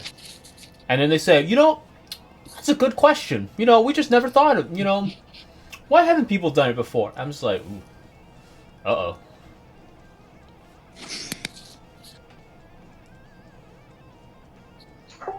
Yeah, sounds like they had a terrible, terrible business plan, and then once they got in, they figured out they might as well just keep on going. Yeah. But yeah, managing projects is hard. Yeah. A lot harder than most people give it credit for. I know. I definitely know that, but yeah. I don't know. The one thing that gets you about the anime, man, is that it's something I'm always curious about with some of these YouTubers, and I think you can get the clearest picture from DG. Is that like when your entire livelihood and everything sort of revolves around like working on your computer to develop YouTube content, and you're getting all this feedback from just anonymous people throughout the internet, just what that sort of does to you. Like how much actual like human interaction do they have, and how much of their time is just like devolved into just managing these online interactions, which never really match real life ones. Yeah, I know. All these real life interactions I have. Alexa, plan my next. No, I'm just joking. Yeah, I know. I can understand what you're saying. Because I mean, that's one thing I love about having like a normal job is that I actually get to work with normal people and go like, oh, so this is what normal's like. I don't know what you mean. I mean, I had a normal job and I didn't have normal people. Getting to like a half an hour long discussion about Kyle Murray, whether or not he should play for the A's or go into the NFL. I don't know. I was working with a normal job in the military, and definitely not normal people were in there. What job was that? What? I said I was working in the military. Typically. I was first undesignated, and then I struck into an intelligence rate. Okay, so you were in the Navy then. Yep. I imagine it sounded like you just did one enlistment. Yes. I only did just a little under 4. Yeah, that sounds appropriate.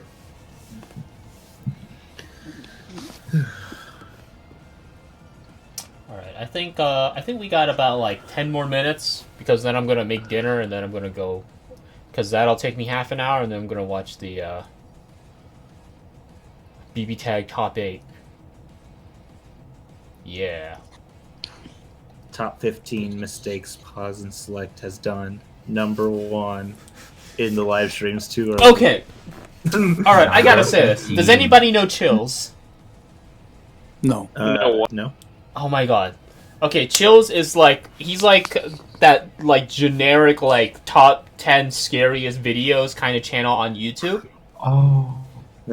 But okay, Chills has like the funniest goddamn voice, and like, but it's not so much like his voice and more just like the way that he narrates. He's just it's His amazing. cadence? Yeah, his cadence is just like, ooh. Okay, so before anybody gets any wrong ideas, I love his videos. I love it, dude. I've seen like every Chills video, man. It's nuts. I'm just like, oh, new Chills video. It's a good day, you know. Oh my god, it's this guy! Yes! Yes! Oh Jesus, yes! Yes! Yes! He's so He's good! so monotonous! He's so good! Can you link it? Can somebody link it? I've got too many windows up at once. I Yeah, don't Burger know the King right foot skill. lettuce, dude. Oh! Burger King foot lettuce. 11 Oh, YouTuber that- houses broken into by subscribers. Number 4. It's just like, Top 15 mysteries Holy solved shit. by 4chan. Yeah.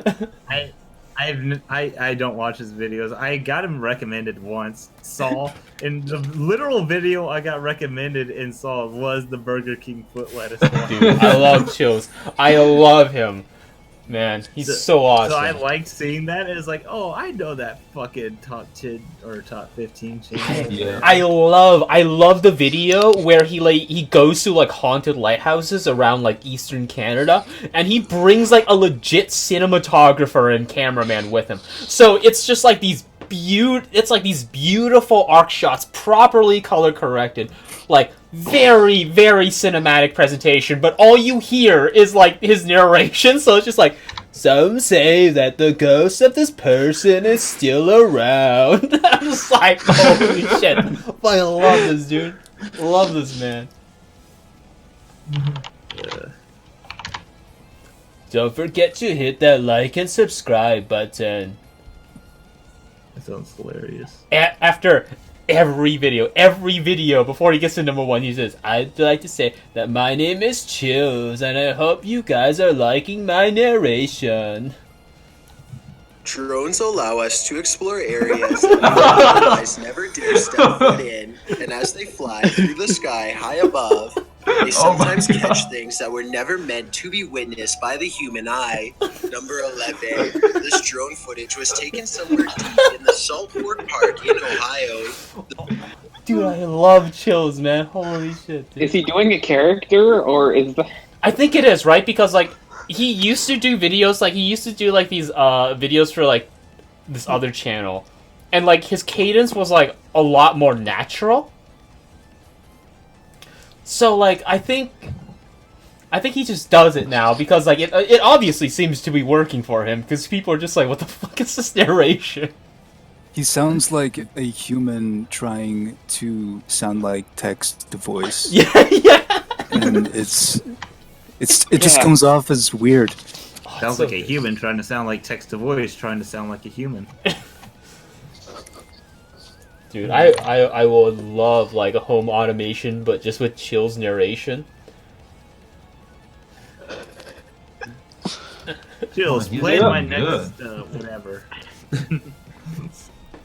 Alright, you now have an appointment at the doctor's at 8 a.m. Chills. He has What are the music top as 11 well. donut shops around my house? Number 9. Dude, I love So we're just talking about this guy's cadence. Is this really all we're doing now? I mean, it's not a bad thing. Your neighbor could have a dungeon and you'd never know it. It sounds unlikely, but it happens more often than you would think. All of the people on this list were found with a dungeon in their home. So Dungeon? With a dungeon in their home. Oh, dude, I love Chills, man. Holy shit. I love the times where, like, during his videos, like, you can tell that he knows it's, like, faked. But, like, he wants to keep his viewers, like, just, like, hanging on that thread. Who are just like, I think this may be fake, but who knows? Leave a comment in the video and tell me if you think this is actually real. It's just like, come on, Chills, you're not fooling anyone. So I can laugh at you. It's just like, oh, dude, I love it. I love Chills. Holy shit. That one has 68 million views. It's top 11 scariest things caught by drones.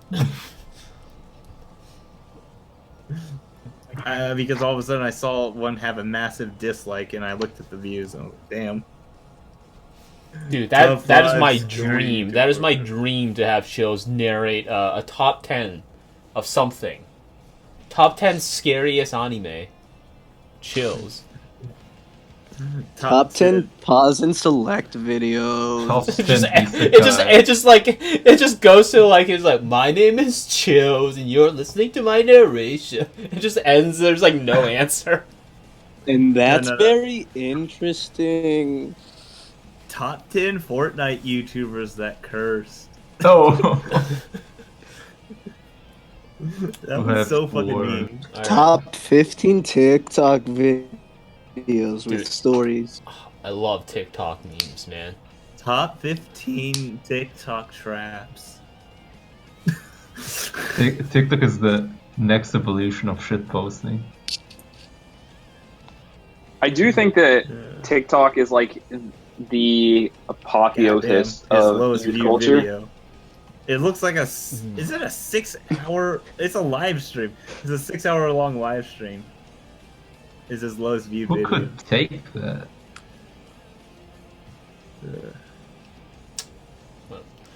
Anyhow, I think this is a good time for me to end this live stream so I can make dinner. All right. Bon appetit. Thank you everybody for showing up to the live stream. Thank you everybody in the comment section for showing up to the live stream.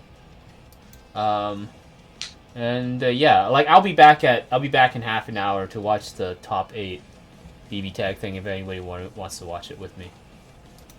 All right. Cool. Yeah.